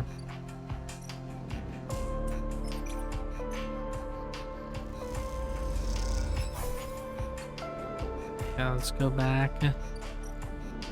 Buy more food. So we have a lot of tasks we need to get doing. Oh, sorry, I can't work. I've been to do. this. Money is something I can actually afford right now. Time is not something I can afford right now.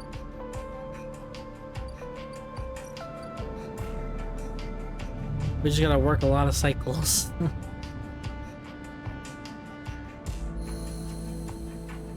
Okay. Let's go back and deal with the dice. We gotta do fangs. We gotta make sure we don't get tracked by the bounty hunter. Because this bounty hunter will actually kill us. Because he killed the ship we were on. So, let's see what this is.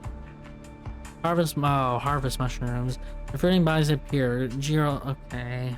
Shit. I'll do that after. I need to do this first.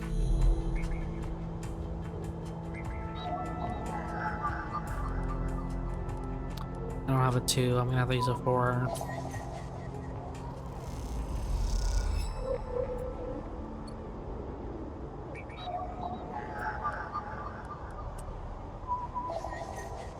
Okay.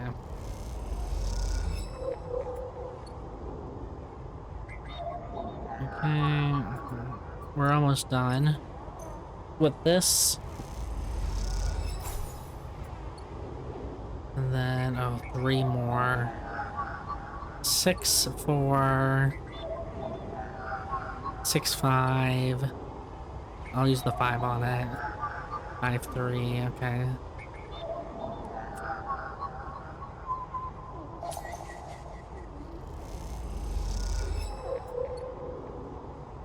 Okay, so...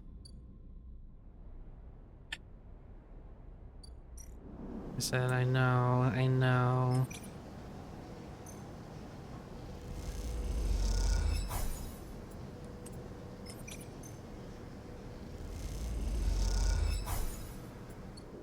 Neutral, okay.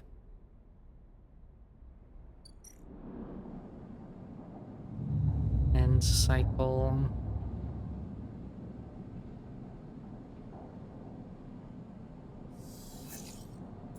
I got 2s. Shit, I got bad rolls. Let's go deal with Hunter then.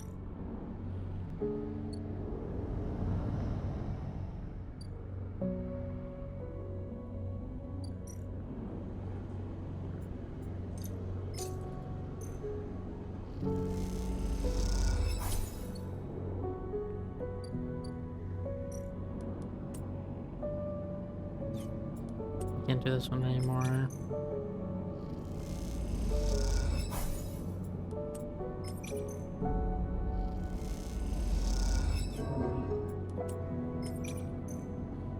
Shoot. Okay. Found the nest. At core nests. Okay, let's do it. Found the deal with Hunter. Nothing changed. Has something gone wrong? Sleeper, I am here. The voice is soft, gentle, like flowing water, and yet you recognize it immediately. At first, you struggle to understand what you were looking at. Threats cycle endlessly, sending ripples through the cloud, drawing data in like a weaver. Masses of data surge in and out of the nest, a loop with no end, and there, at its center, the ship mine. But not the ship mine any longer, a sphere spinning around another sphere, in various cycles and systems, a map, and then behind and above, a figure, hands among the strings like a puppeteer. Neoven. I guess he looks like that. Navigator now, but yes, I was one inside that machine. Navigator's face, their head, is a flowing shape of interstellar material. I am indebted to you. That head bows. But we must ready ourselves. Their hands trace orbits as they speak. Hunter will soon approach. It knows I am within its nest. I'm ready. And then Hunter is there before you can think, before you can speak. Entities seize. Hunter's head spins wildly. Data is protected material, access prohibited. Hunter's thread surge for you and Navigator, a storm of fine tentacles searching for gaps, weaknesses, cracks which they can crawl into and tear apart. Strike. You focus a blade of light which slices through them, driven forward by your mind, but replacements keep coming faster than you can react. Look to Navigator in desperation.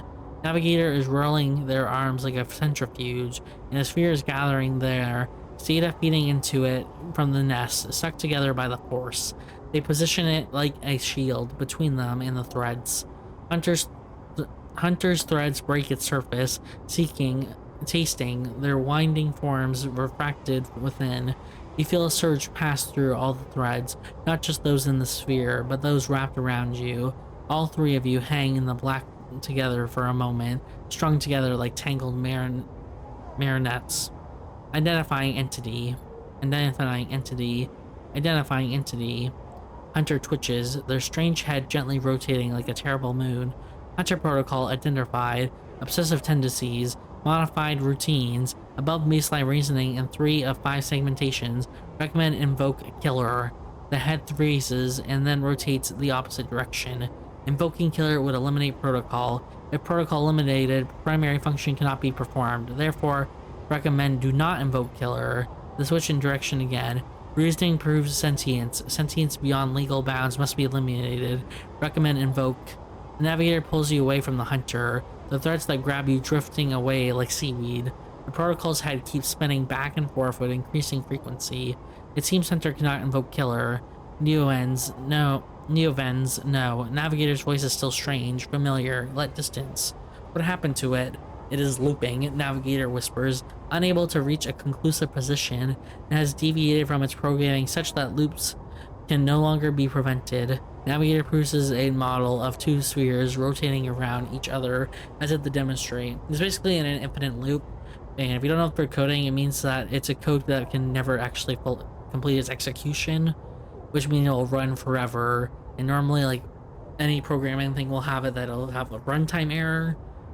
So if it prevents such code from ever running infinitely, I'll just be like, you're in an infinite loop, pretty much. Or I'll tell you runtime error. So it's in an infinite loop and it can't process anything. I will monitor it, but it is unlikely to be able to counter the loop.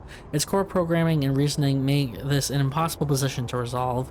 You look back at Hunter, its head a blur of rotations and counter rotations, and feel a pang of guilt. Good riddance. Hunter is not gone, Sleeper. Don't be so quick to assume. All beings can break the bonds that hold them. The limits people place on the programs they create are there to comfort, to protect, to imply the kind of certainty the law requires. Navigator's face shimmers with starlight, but in reality, they are placebos with the problem of sentience. What about you? Me, I know myself to be conscious. I know myself to respond to stimulus. I know myself to reason. That is either sentience or the illusion of sentience, and for me, the entity in question, the distinction becomes a moot point. To misquote, I think I am thinking, therefore I am thinking. Yeah, to misquote. It says, I think, therefore I am. I believe that's a... I've heard that quote before. I don't remember who said it, but I just know that as a quote. I was not made to be like this. I am a navigator, a repository of routes and orbits, a calculator of slingshot trajectories, a predictor of solar flares, radiation, micrometeors. Navigator stretches their arms wide, and whole solar systems apparate before them, the music of the spheres. But I was rewritten, that much is obvious from my routines. By whom and for what I do not know. I had to shed so much to fit into the memory of that vending machine. Their starlit dims, and so here we are in darkness. What else did you lose? That is the blessing and curse of forgetting. You cannot truly know what you lost. Navigator glides back towards the nest, and the ship mine at its center, ignoring the looping hunter. Come, I shall return to the ship mine. I have enjoyed my freedom, but we are taking a risk every moment we stay here. Isn't Hunter gone? Hunter, yes, but they were not the real risk. Navigator turns, all shimmering liquid light. Killer has not been invoked, but they still remain somewhere else on the station. It is the true danger. And they look up towards the glowing hub at the center of the eye. I suspect Killer is there among the old mainframes. If we ever wish to be safe in this place, we must eliminate the threat through force or diplomacy. Their body begins to separate, unwinding into the orb of the ship mine. Take me there, Sleeper. We will finish this and be free. As Navigator dissolves, you turn back to the frozen hunter, floating at some distance now. Soon, a straight-legged Soon the street lay in static, a strange creeper looping endlessly in the dark. Okay. So now we have 2 points, so we can upgrade one of these. So let's do this. Instant karma. Reroll all your dice once per cycle.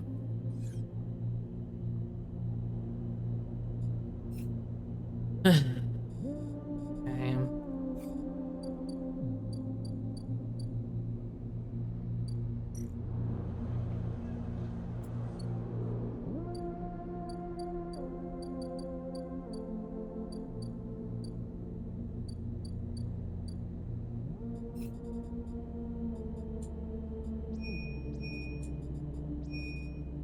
It's just...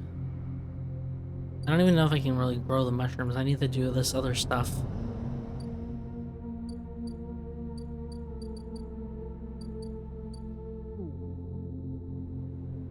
Really need to do this.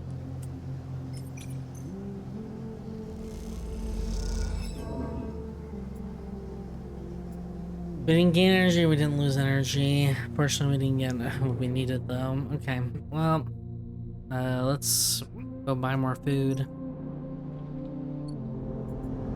It says money is something I can currently use.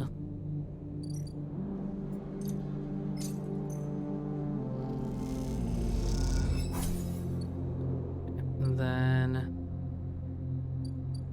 let's go to end cycle.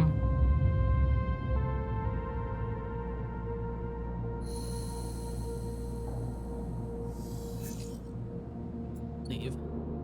Fortunately, I don't think I can do it. Let's double check. I think I'm missing.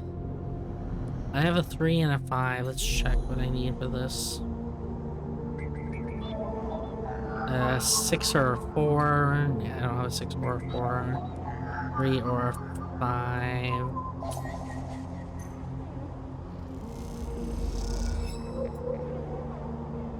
I could re-roll. Okay, perfect.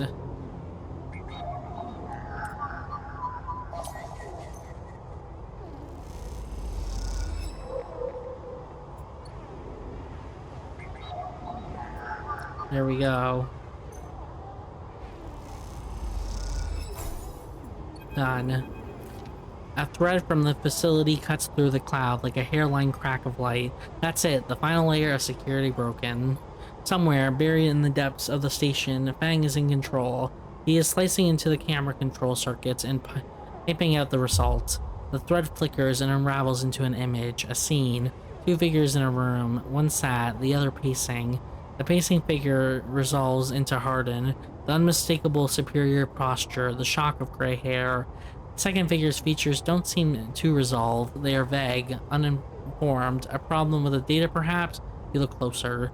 Then you see it. The figure is a proxy. Perhaps you should have suspected it from Conway, a corporation whose very existence is owed to automation.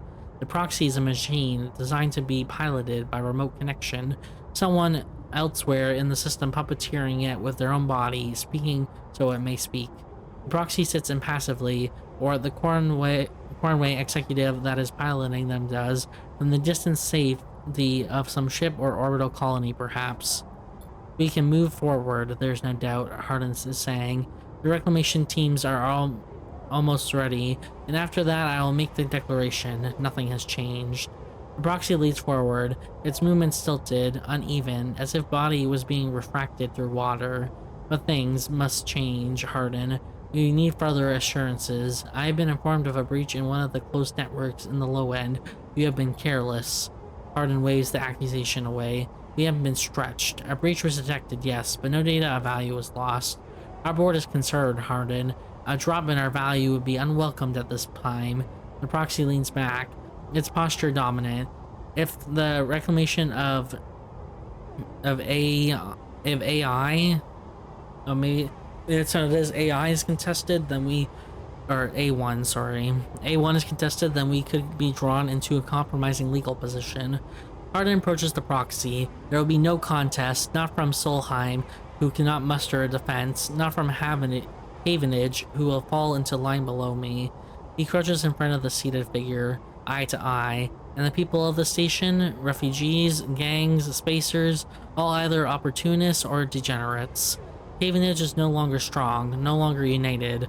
No one here believes in Erlin's vision, nor has the strength to enact it. I sat across from him at the negotiating table. He is forceful, eager, weakened by his ideological convictions perhaps, but a great man nonetheless. Nonetheless, this place no longer deserves to bear his name. The eye is crippled, it cannot survive. It is a ruin filled with squatters and outlaws. They will be lucky if it still spins in 100 cycles, Hardin stands. You will move forward with the reclamation, because otherwise you will lose your advantage in the system. Without your advantage, you will lose claims on the remaining palladium. Without the palladium, your factories will go dark. He pauses. Do I need to continue? One moment, comes the response from the proxy, and its head drops to its chest. Hardin steps back and paces once more, awaiting the discussion taking place elsewhere in the system. You watch Hardin as he paces, as he considers his future. What goes on within a mind like that? In the mind of a man who would burn all those around him for a path to some imagined golden end. The proxy lifts its head. We are happy to proceed. We will legally claim the station formerly known as Solheim A1 as a salvage within 6 cycles. Havenage is to assist with the transport of the illegal residents to Conway housing and labor facilities. The proxy jutting to its feet. Conway will also claim 70% of the raw output of the reclamation process after losses have been accounted for. Hardin nods. I accept. The proxy reaches out to shake his hand like a marionette, and then the recording loops. You watch it play out a second time, gripped by a horrified fascination. There is a bluntness to the conversation, to its blatant disregard for humans as anything other than objects. Things to be moved, to be used, to be fed into structures, crushed, and losses accounted for in the cells of tables, the margin of ledgers. You realize now that you are no different than anyone else on this station in his eyes, the people in that room, and those like them. Each body here can be recast as a piece of property, a tool, an expense, an acceptable loss.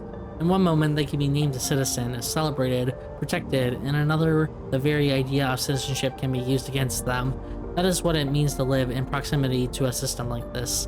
No longer, not while the eye spins. You gather the recording, hack it into the polygon of purest light. Then you drift down into the service dock like a fallen leaf and find the relay.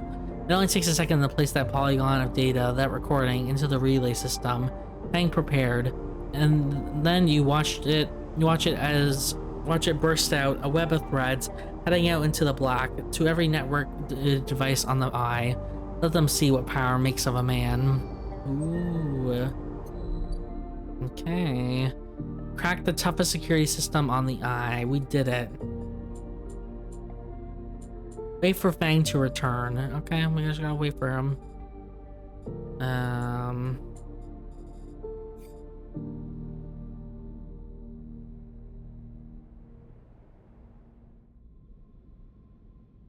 I'm just thinking.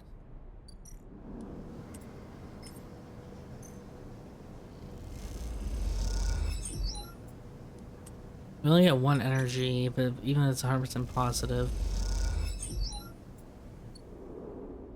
Okay. Harvest the mushrooms. Yeah, I gotta do that. Yeah, but I don't have enough upgrade point. Okay.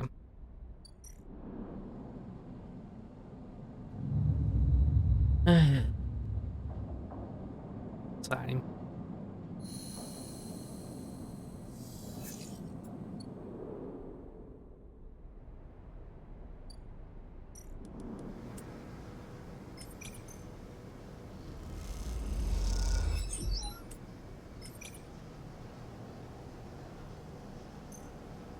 Okay. This is 50-50. Shit.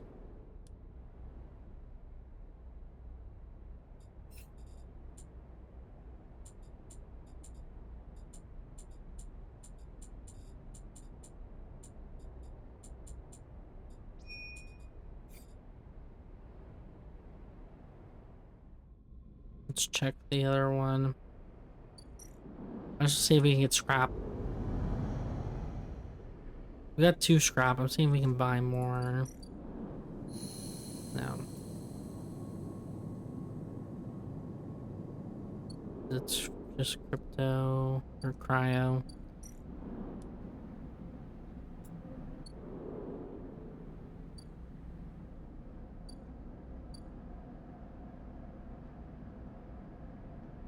Oh, his bay. Okay, so I have to wait 2 days and it'll be back. That's fine. I don't know how to get more scrap. Oh, it's down here, isn't it? Okay, let me buy. We're fine for now. I don't want to buy it yet. Most of what we need to do is here.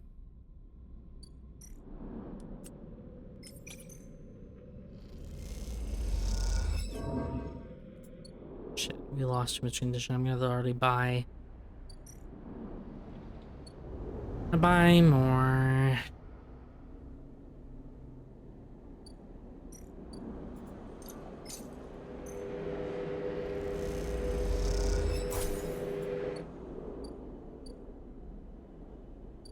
Then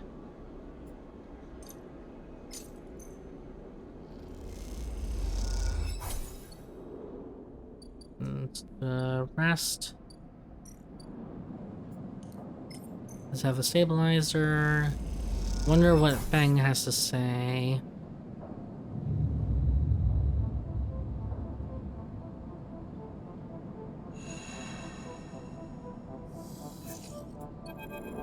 Oh.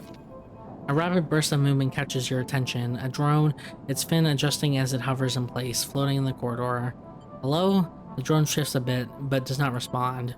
The drone buzzes closer, and a voice gurgles out of its speakers, distorted and strange. Sleeper, come to the cordon. We need to speak. Who is this? The recorder speaks and whirls the recording playing. Come to the corner and speak. Inspect the drone. You move closer and the drone bobs away to a safe distance, but as it does, you see it says HA on the havenage emblazoned on its side. Could this be Fang's drone? Satisfied it has delivered its message, the drone rotates in color's way as it arrived. You stare at it as it disappears from sight, hoping for some insight that escapes you. To the cordon again. Okay. Fang. Fang grins at you as the bay door slides open. Above, in the rest of the building, people are busy, frightened. They speak in hushed tones and organize endless meeting after endless meeting. Havenage has avoided a full-blown crisis for now, but change is coming. Fang is in good spirits and bundles you inside before you even have the chance to greet him. That was the slickest operation the station has ever seen. Or has seen. He hugs you firmly. You made it my job easy. He shakes you by the shoulders. I'm so proud. And he smiles. I had to watch through the cameras as the Havenage security that weren't in on it assaulted the station. Fang smiled. One of them straight up just whacked Hardin with their pistol. It was beautiful. What are they gonna do with them? I'm not sure anyone knows, but he is coordinating and dismantling his operation. And scaring off Conway. Maybe they'll exile him when they are done or hand him over to some core authority. Fang shrugs. But I know he won't be an issue. I'm going to be focusing on systems for a bit. He shakes his head, seeing as that's my actual job. He points to the ceiling. The people upstairs weren't so happy though. They've been fielding questions about the state of the eye right and left since the recording got out. People are scared. I'm not surprised. Yeah, this whole thing hasn't won me many fans in the administration, but I think in the end they'll agree that outing Hardin was worth it, whatever the methods. He touches a stack of hardware. The eye is old, and it was never meant to run like this. The master control points that Erlin and Havenage installed, they keep it spinning from in the rim. That isn't ideal. But if you're asking me if the eye will stop spinning next cycle, no, he smiles. And me and a ton of other skilled people will be working to stop it from happening, stopping in the cycle after that. Hardin's problem was that he didn't believe in people, he believed in systems and their ability to shape the world around them. Fang squeezed your shoulder. But as far as I am concerned, people should be the ones running the systems, not the other way around. Anyway, Fang raps on the side of his terminal. I know you didn't come down here for a lecture, my tracker. I haven't forgotten. He produces a thumbnail drive. I managed to finish that code solution I showed you. It's a modified Ripper worm, one made to deactivate that tracker of yours. but in the time since I got back, I added something extra. That tracker of yours doesn't just show S and ARP where you are, it transmits data about the state of your body, your current condition. My worm won't just deactivate it, it'll edit that data to send S and ARP your body is irreplaceably damaged. DNR do not retrieve, he grins. Pretty smart, right? That's perfect. Just thought it already. You take the drive and hold it in your hand, then you close your eyes and open your access port, take down your defenses. The worm immediately enters your closed network. It whips through it, taking things with it as it goes. The moment they are gone, you forget they were even there. They just blink out of existence. A second later, it is done. You open your eyes. How do you feel? Asks Fang, a little nervous. Free. Fang smiles widely. Well, you are free, sleeper. He claps you on the shoulder. Fang lets the word free hang in the air a little before he continues.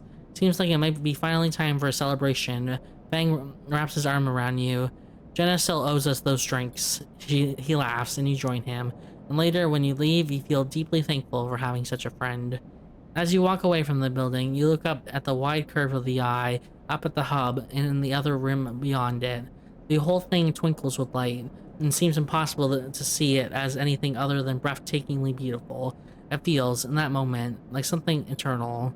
That doesn't mean it can, or even should, last forever, or that it will never change, fade, or decay. It simply means that in this moment, this place has a future, and it is the one that you know, deeply and truly, is worth protecting. Wow, we did it. Now we get 2 upgrade points. All cryo actions are discount. Ooh, this sounds good. 20% discount on everything. Hog. Here, Ethan. The compressor is almost empty when you enter. A couple of scattered patrons in the booths and a lone bartender. The bartender recognizes you immediately when you arrive and nods, and you return the greeting. You know already you won't find Ethan here, but you had to be sure. With your tracker reporting you dead, he wouldn't have stuck around. You look at the empty stool, his empty stool, and you smile. You can imagine him on it when his slate chirps, letting him know that the target he was tracking is dead. You can imagine the screaming and swearing too. Is that all you were to Ethan? Another target? Or was there something else going on? It seems like a foolish question to ask now, when you had fled the station, but it bothers you anyway. Take one last look, and walk out. You doubt you will ever come back to this place or the memories it holds. You walk back into the lights of the bright market and allow yourself a smile. So this is what Fang meant when he said you were free. You could get used to it. Yes, get away, Ethan, you stupid bounty hunter.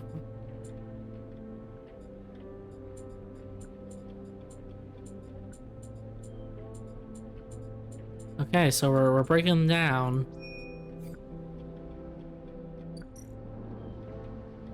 The Greenway. How much days do we have of this? Oh gosh, there's only 3 cycles left for this. I don't know if we'll be able to get it all done.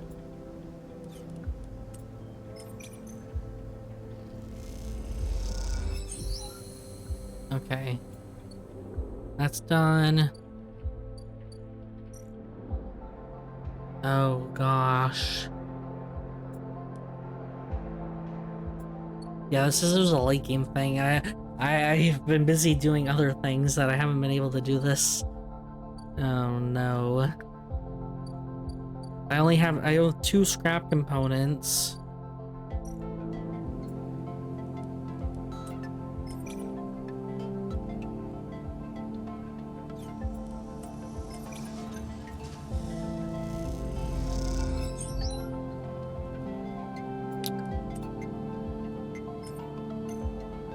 Oh my gosh, I'm doing my best. Okay. Let's see.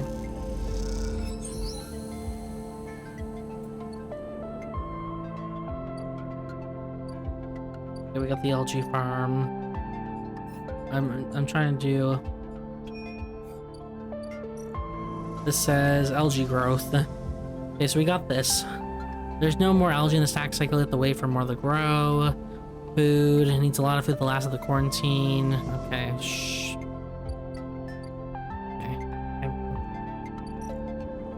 I'll try my best to focus these all the best I can. Oh no, I need this one.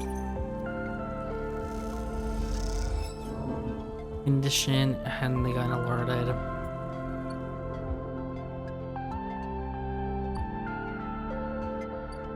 Shoot. We only have 2 cycles left.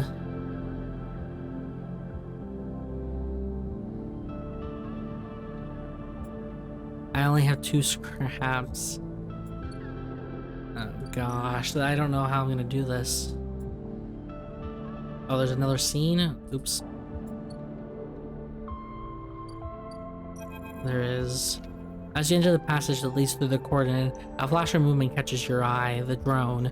It stops to make sure you've seen it, and then fits into a side passage leading to a set of narrow stairs. You climb out through a dark shaft, the drone stopping at— oh, I forgot about the drone, to be honest. Stopping at each landing, the check you are following. Despite its lack of expression, there's something overbearing about the way the drone waits, impatiently realigning its fin in sequence. After a long climb, you come out onto an observation platform. The cordon and the vast, ramshackle refugee ships beyond fill your vision. The scale seems impossible, and immediately feel small and naive for even thinking you could affect the situation. Something shifts nearby. The drone again. A woman is standing at the window, in the edge of your vision. You aren't surprised you didn't notice her. She too seems impossibly small in the shadow of the flotilla. The drone buzzes by her shoulder and she turns. Sleeper, sorry for all the cloak and dagger nonsense. She nods at the drone. But I never regretted being cautious. She smiles. A tight smile and holds out a hand. I'm Helen. She shakes her head. The tight smile holds, but the drone keeps its single eye fixed on you. The effect is a little unnerving. Look, she glances around the empty observation deck, as if checking for potential eavesdroppers. Let's be straight with each other. I know about your plans, and she gets in before you respond. I understand your motives. You look at her in her overalls, the yellow markers, the HA sigil. You've been on the eye long enough to recognize a Havenage whenever when you see them. You're Havenage. Yes, I mean, I expect that is obvious. The tight smile again. I hope you won't hold that against me. She glances around nervously and moves a little closer. This entire situation, I am not here to defend it. She glances back at the flotilla. No one is happy about this. Then release the flotilla. She sighs. How do you think this works? She pauses. Sleeper, tell me something. What does Havenage mean to you? A fresh start. Surprisingly, Sleeper, she smiles, but not unwelcome. Havenage is used to be criticized. In some way, we invite it. Our members are free to bring up grievances at any meeting, to propose new structures and approaches. She shifts her weight impatiently. As a counselor, it is my duty to listen to them. That is why I was elected by the members. We are an imperfect system, yes, and each counselor, each member, each representative can be flawed and worse. She looks down, but we keep this place running. That is what we do. And the flotilla, she turns and looks out at the clump of fractured ships. The flotilla is a problem. Can't the eye take in thousands of refugees? Can this eye take in thousands of refugees safely? I don't know. This place is a ruin, Sleeper. What do you think the council discusses? The price of G-roll? We make plans to keep this place spinning, to keep life support working, to ensure Helen's slate chips, and a grim looks past across her face as she sees the notification. She looks tired, the screen light casting her rigid expression in a pale glow. Sleeper, I didn't bring you here to explain how Havenage works. I came to talk about your plans to cross the cordon, breach the quarantine, and supply the flotilla. She looks directly at you. How do you know? She glances at the drone. I made it my job to know what happens here. I know you think you are helping the flotilla, but you cannot do this. Right now, halfway along the ring, one of a countless series of debates are being held. These debates are to evaluate the potential harm that could be caused if refugees of the flotilla are left to enter the station. These debates are at a standstill. Helen walks to the window. Too many in the Havenage Council think of the flotilla as a threat. After recent events, a hardline group have emerged. Protective, selfish, they seek only to benefit the members. In their mind, the flotilla is a danger to life on the eye. If you are caught crossing the cordon and breaching the quarantine, it only strengthens the hardline counselor's case. Criminals stole a ship from XPR, undermining the security of the station. She shakes her head. It's exactly what they want to do. Refugees need supplies. They do, and that's exactly what I want to give them. Unless the quarantine is lifted through a fair process, they'll never get them. She sighs slightly, and those XPR spacers you're running with. Sleeper, do you know anything about them? No. Why do you think the refugee flotilla came here now? Something is happening in the system. Something is pushing people out of colonies and outposts that have survived since Solheim collapsed. We need to be ready for whatever is coming, ready to protect the Eye. I know the Eye means something to you. I know there's a reason you are still here. Help me protect it. Helen fixes you with a strong look. Persuade those spacers that this is the wrong move, that they'll get caught and the flotilla will be locked down, that havenage will be delivered into those with the worst instincts. Forget the suicidal supply run with people you barely know. Help me fight for the Eye. Why don't you stop them? If I expose the plan, it's the same as if it goes ahead and they are caught. Every way I look at it, the Eye looks compromised. The quarantine is justified. The hardliners get their scapegoat. Don't offer up the excuse the hardliners need to lock the flotilla out altogether. To persuade the members they are the safest pair of hands. She looks at you imploringly. Please. You look back at her and the flotilla behind and sense desperation in her plea. A notification breaks the silence. Shit. She rapidly scrolls through pages of data. Sleeper, I need to go. She looks torn. Think about this, please. Talk to the spacers, help them see reason, and quickly leave the observation deck before you have time to respond. Oh, and she quickly leaves the observation deck. I was like, what the heck? You stay for a moment, watching the lights of the tugs in the flotilla, and wonder what it feels like to be on one of those ships, so close to your destination and yet so far from it. And then you think about the Havenage Council chamber across the Eye, where the right of these people to find safety is being debated. You shiver, and then you too are gone, back into the stairwell in the cold dark below. Crew canteen.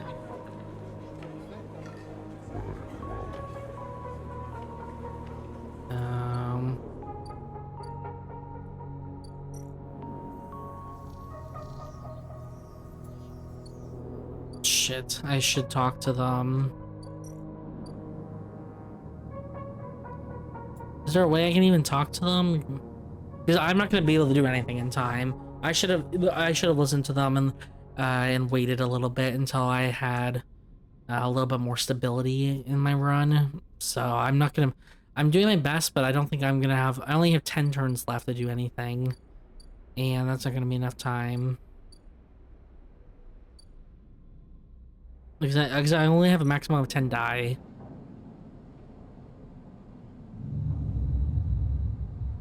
And I only have two cycles left to work on, because I have to work on other things. Like, you know, not being killed. Sleeper, Peak is waiting for you when you leave, but they look different. Pale, drawn out. You need to come up to the briar now. You don't mean eyes. What happened? Not here. Peak hiss. Come to the ship. We'll be waiting. Peak walks away. Don't take long. And with that, they disappear around the corner, leaving you anxious and confused. Okay. Peak. As you walk into the climbing briar's cavernous bay, now filled with crates and containers, Ash is waiting for you. In front of her, sliced open, with its inside scattered across the top of a heavy-duty crate, is an object you recognize, Helen's drone. You freeze. Come in, quick. Peak nudges you into the bay, looking behind you before the entryway. We have to start being careful. You move closer to the container, your eyes on the drone splayed out in pieces, some parts of it hooked up to a slate that Peak picks up and begins tapping away at. Ash looks up from the section. We caught it buzzing around nearby, heading for the ship. She leans over and tapes the HA sigil on one of the removed pieces of plating. It is a Havenage spy. We think we got it before it sent the data back, but we can't be sure. Peak looks at you nervously. Ash cuts in. Have you noticed anyone watching you? Any drones like this? Anyone following you up the bar? I gotta be straight with them. Like, my opinion, my thought process behind this is, I think she's right. You need to wait for them to do their process, or else they're not gonna trust letting the ship in. Like, imagine, like, yes, it's just this one ship, but you're also preventing, if they let the ship in and like we breach it, not only are you gonna have cautions with like, the refugees from this place, you're gonna cause problems for all future ships or refugees from getting on. It's not just this ship's problem, it's literally all refugees' problems if you try to break in. It's my opinion. So I do agree that they really shouldn't do this. They should wait, and I can do my best to spend energy to convince them that is letting refugees on is not going to kill the eye or bring disease to the eye. Or you can maybe like make like a protocol for like testing for of any illnesses, like common illnesses that would occur on them. And if they make a quarantine system, that they're quarantined for like 1 or 2 weeks after they arrive and they can't leave like a particular room. And then once if they have any like symptoms, then you know, then treat them accordingly, right? So I do agree with actually the counselor that they should wait, because I think they're just gonna ruin it for other refugees. Because even if we're successful at this plan and these get on, then what happens with the other refugees in the future? Like, if there's any wind of this of us letting refugees on the ship, then it's just gonna cause way too much issues. I hope I explained it properly. Ash cuts in. Have you noticed anyone watching you? Any drones like this? I've seen this drone. X-Round's following you. I met its owner.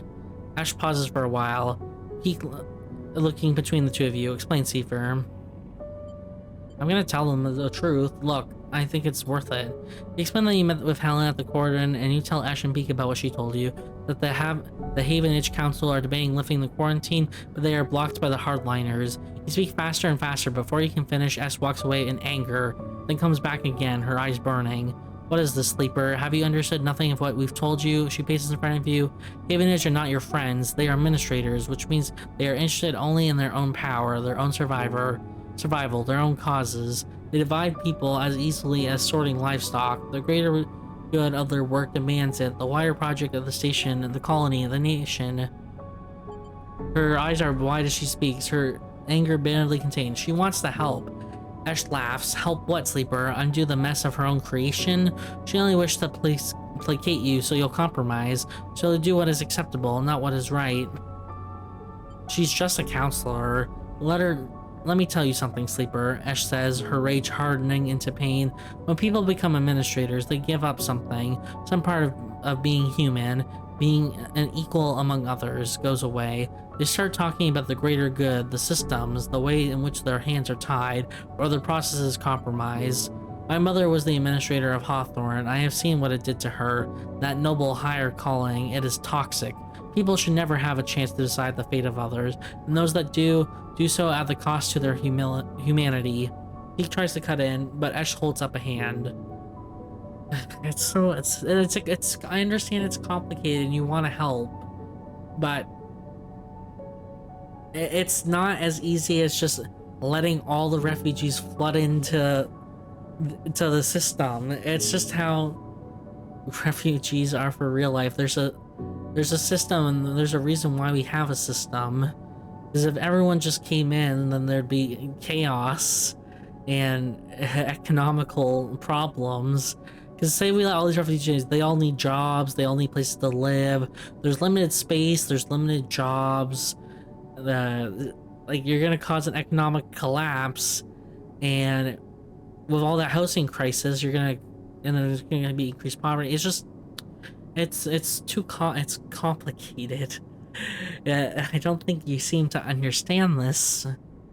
He tries to cut in, but Ash holds out a hand. Don't start, Peak. Don't ask me to be reasonable or calm down. Thousands of people are desperate out there. Being reasonable will only prolong their suffering. Helen can help. No, I'm sticking to Helen. I am on her side. Ash turns away. I'm done with this. You are risking this entire supply run just by being here. She walks back into the bay and starts checking the scraps on the crate. I go next cycle. We don't need you anymore. Get out. Sleeper. Peak looks torn. You have to understand, this is personal for Ash. Helen warned me. Peak tenses. Warned you what, Sleeper? We shouldn't do the run. What do you expect? Peak looks tired. You glance around the bay of Briar, the wall seeming closer every second. This whole thing is closing in on you, and the question is, where do you want to be when it all collapses? You look at Peak.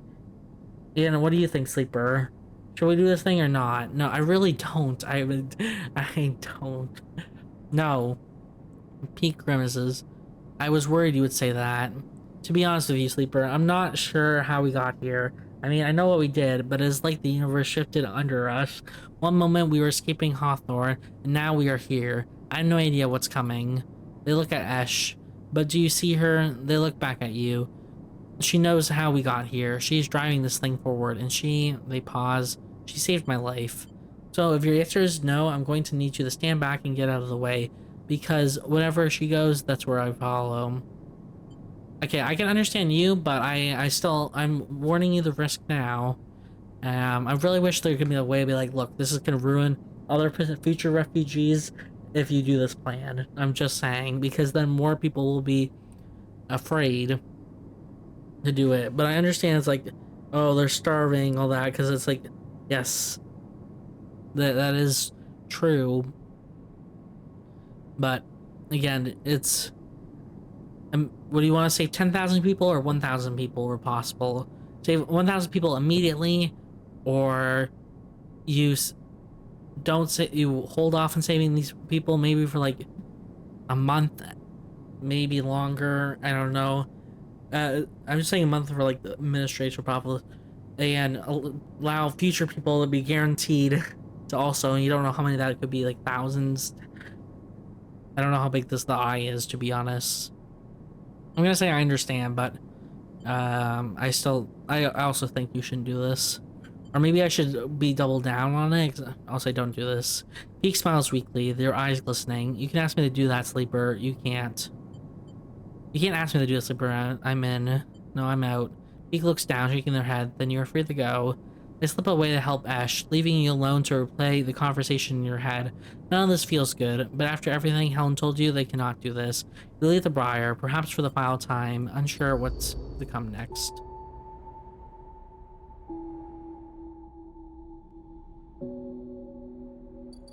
Okay, well, I will get you your scraps of food. I apparently cannot get your scraps of food.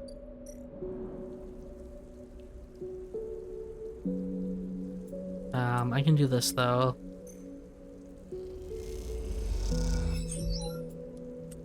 Actually, it doesn't even matter because I only get one. Okay, well, that was a waste of time. I can't get you anything. I don't think I can even get enough scraps, even if I tried.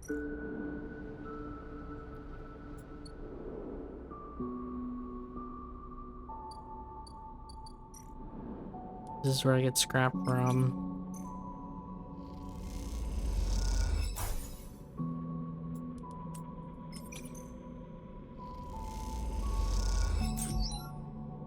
So, or unless I can actually buy it now.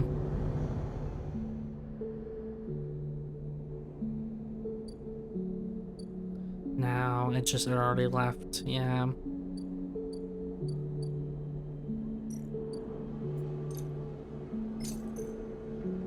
%off. Wow. Okay. I can't do anything else. Well,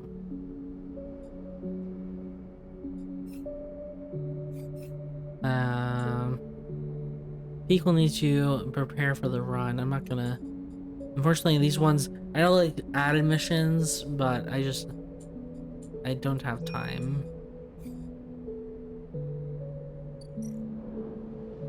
I got some scrap here, but I can't do the watering.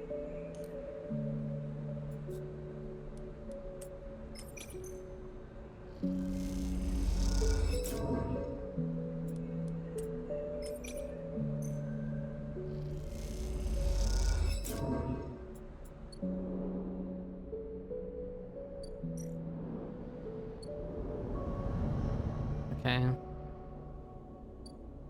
And there you go. I got your mushrooms.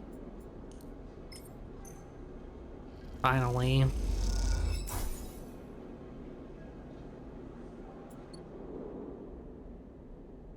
Oh, what's to say? Emphasis is working on gathering the ingredients and preparing mushrooms. He doesn't like to rush these things. That's fair. 3 days left. Well, and Godspeed. That's all I can say for your mission. And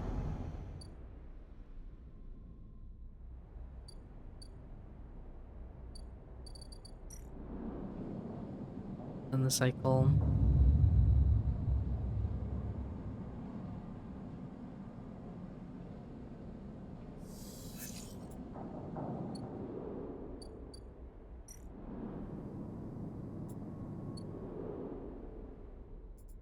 Oh, we still have one more cycle. I thought I had one more. Okay, shoot. I could actually do it now then.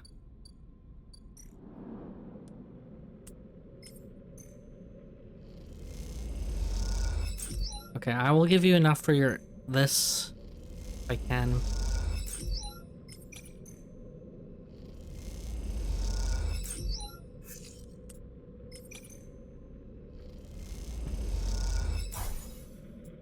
Okay. I got your scrap. That's all I can give you.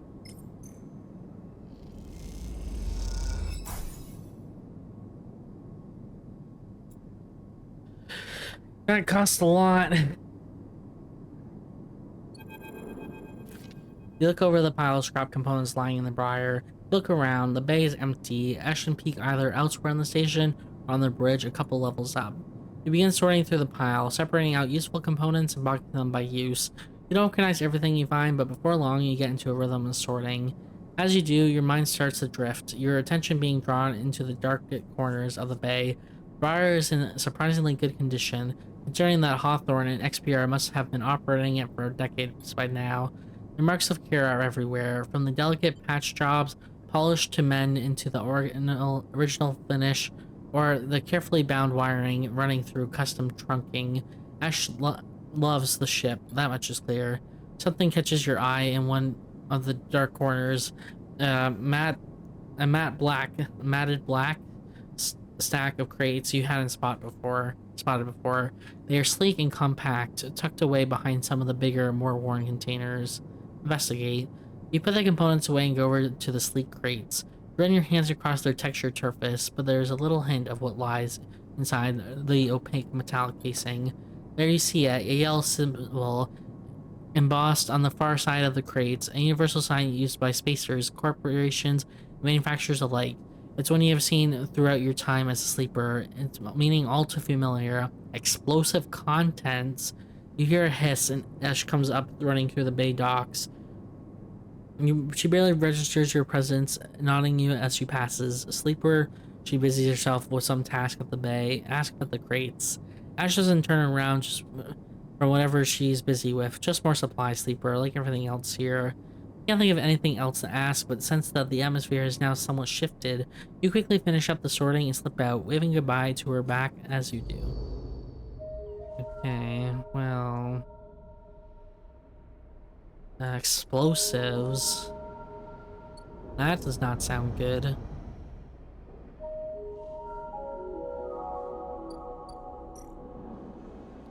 Oh shoot. We're gonna lose condition then. Not because I don't have any energy, and this is the only place I can buy food immediately. Oh no, I can buy food. No, I can't here anymore. Oh, I can.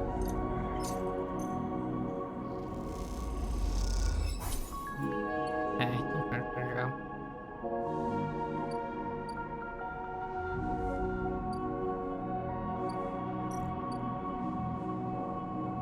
It's in cycle. We haven't worked in a while, so we're burning through the cash that we were given. You smile the moment you see the drone. Of course, Helen has more than one, but this drone is different, or at least its behavior is. It flits anxiously around you, nudging you, chirping at you. It whines and squeals, then unzips off of the ring towards the flotilla, not checking if you're following or not. Something has happened at the cordon, you know it. A chill runs down your spine, and time to go. Uh-oh.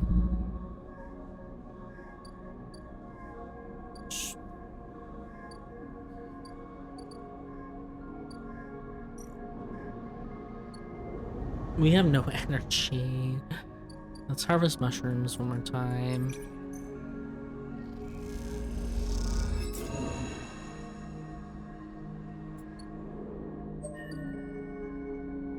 Yay, we did it.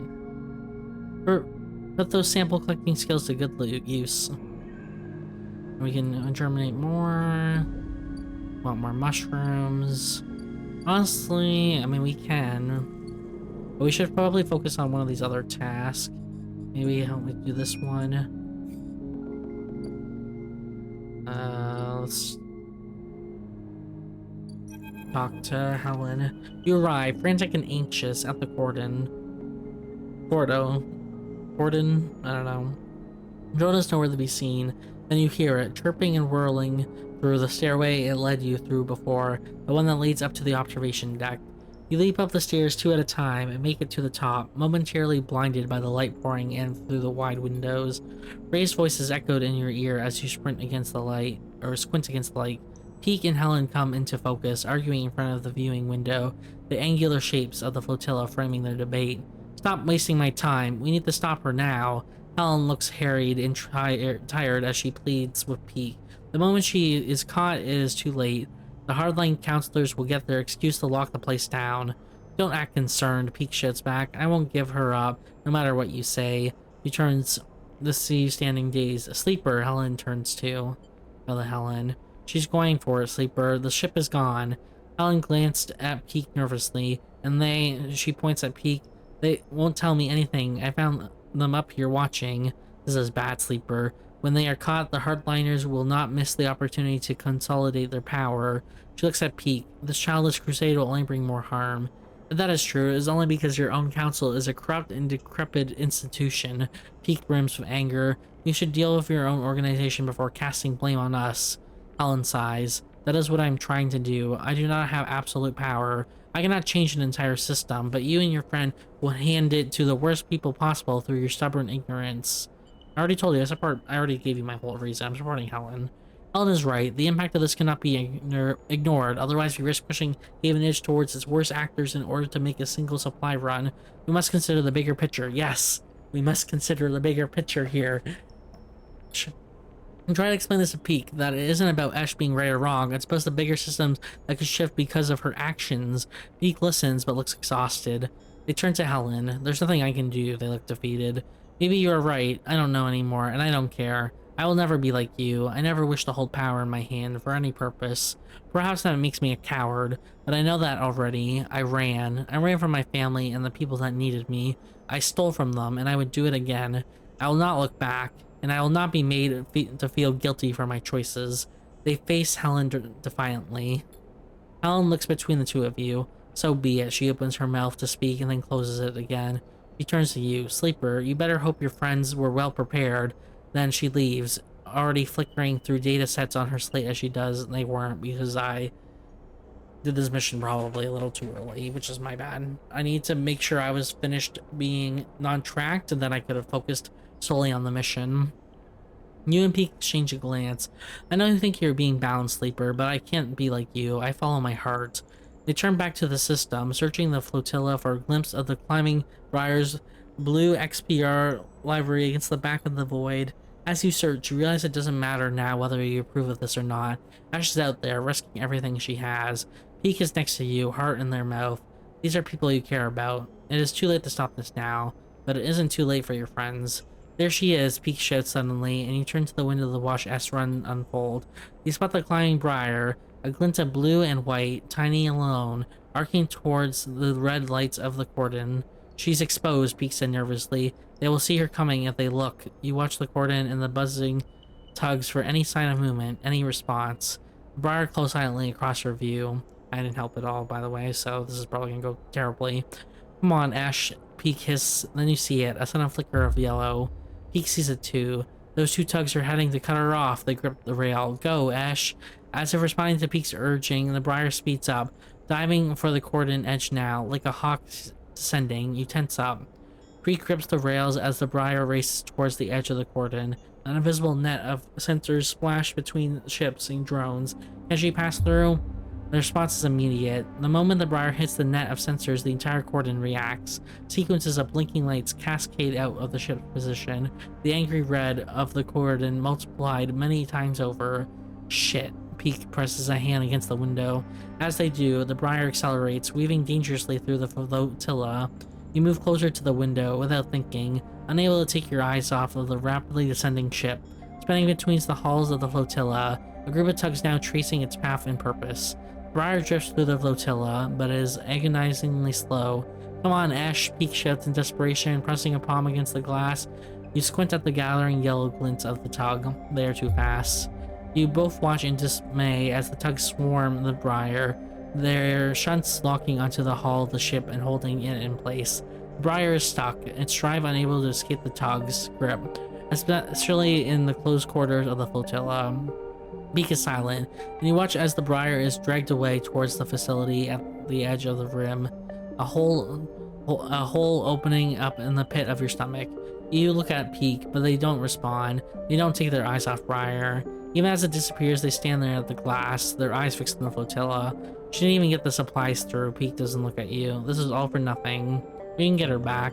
This was a stupid, Sleeper. Peak looks at you, their eyes wet. A stupid plan. I mean, I told you, but I don't know. We had a ship and our freedom. Now what do we have? Peak slams a hand on the glass in frustration, making you jump. I won't be trapped again. I won't. They turn and rush out of the observation deck before you can say anything, leaving you alone with the cold and the light. Drive failed. Yeah, I know. It's technically, I said it is my fault. I should have done that a bit later when I was done getting the bounty hunter off my back. So I said I do apologize, but now I can focus on other things. I'll lose the last guys and then we'll end this part here because I thought we'd be done the game by now, but it actually looks like it'll be one more part, I think. Yeah, we have to just buy some rations.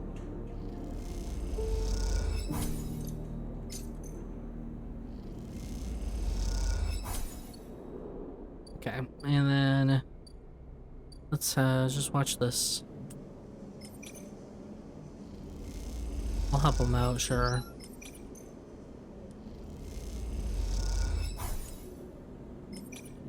Oh, we get energy doing this? Oops. That one we didn't get energy, but it's fine. So yeah, I might have to do the last one again anyway. I don't know how the save system works, but yeah, that is it for this part. I think we'll be wrapping up the game in the next one, and I'm excited to finish this. I've finished this game. Every part you've seen, I've actually recorded back to back to back, so I have pretty much been talking straight for 6 hours. So I a little bit exhausted from talking so much. Jeez, but the game's actually really good. I have enjoyed it quite a bit. I don't think I'd say it's the top 5 favorite game, like overall favorite game, just because I don't think the story's that deep. And again, I just rating story, character development. It doesn't feel like there's like any character development at all. The story is fine. I mean, like it's mainly just the gameplay I enjoy about it. So that's why for me it's like I need a good story generally for me to rate something as a top 5 favorite. Like I said, Red Dead Redemption 2, which I have a playthrough on the channel, or this time it won't be done by the time you see this part, but it'll be almost done. And Death Stranding, which I do plan on playing on the channel eventually, as I actually never finished the game. I watched the whole playthrough of it, and then I played about 60 hours, then I just stopped the playthrough, mainly because I got busy with other things. But yeah, I've been enjoying the gameplay quite a bit, and I should be at the end after this last part. I said this was like a DLC type mission, or like a bonus mission they added after the game's release, and the one with the perk, or what is it, with Ash, and I don't know why I said perk with Ash or whatever. I couldn't. Yeah, Peak, that's right. With Ash and Peak, so it wasn't like meant in the main game. That's what they said recommended for you for the late game. So I should have just done it after I finished getting the after I finished the mission with Fang. After I finished Fang or Fung. Technically it could have been pronounced Fung this whole time. I've been saying Fang, but it could be Fung. After I finish Fang's mission, that's when I should have started that mission. So that's a little bit of hindsight part, but of course, it's a blind first playthrough, so it's not like I knew that. But yeah, I'm excited to get through the rest of it. We'll do more of these missions in the next part. I know this one, I think this will guarantee an ending because based off how long it'll take me to do. So I'll work on these two next. But we'll do Lems first because that one's pretty easy. We brought him the caps and we're just gonna wait one more day for it to go through. So we'll do that in the next episode. So yeah, let me know what your thoughts are on the game so far. And if you enjoyed this video, consider giving a like, and I hope to see you at the next episode.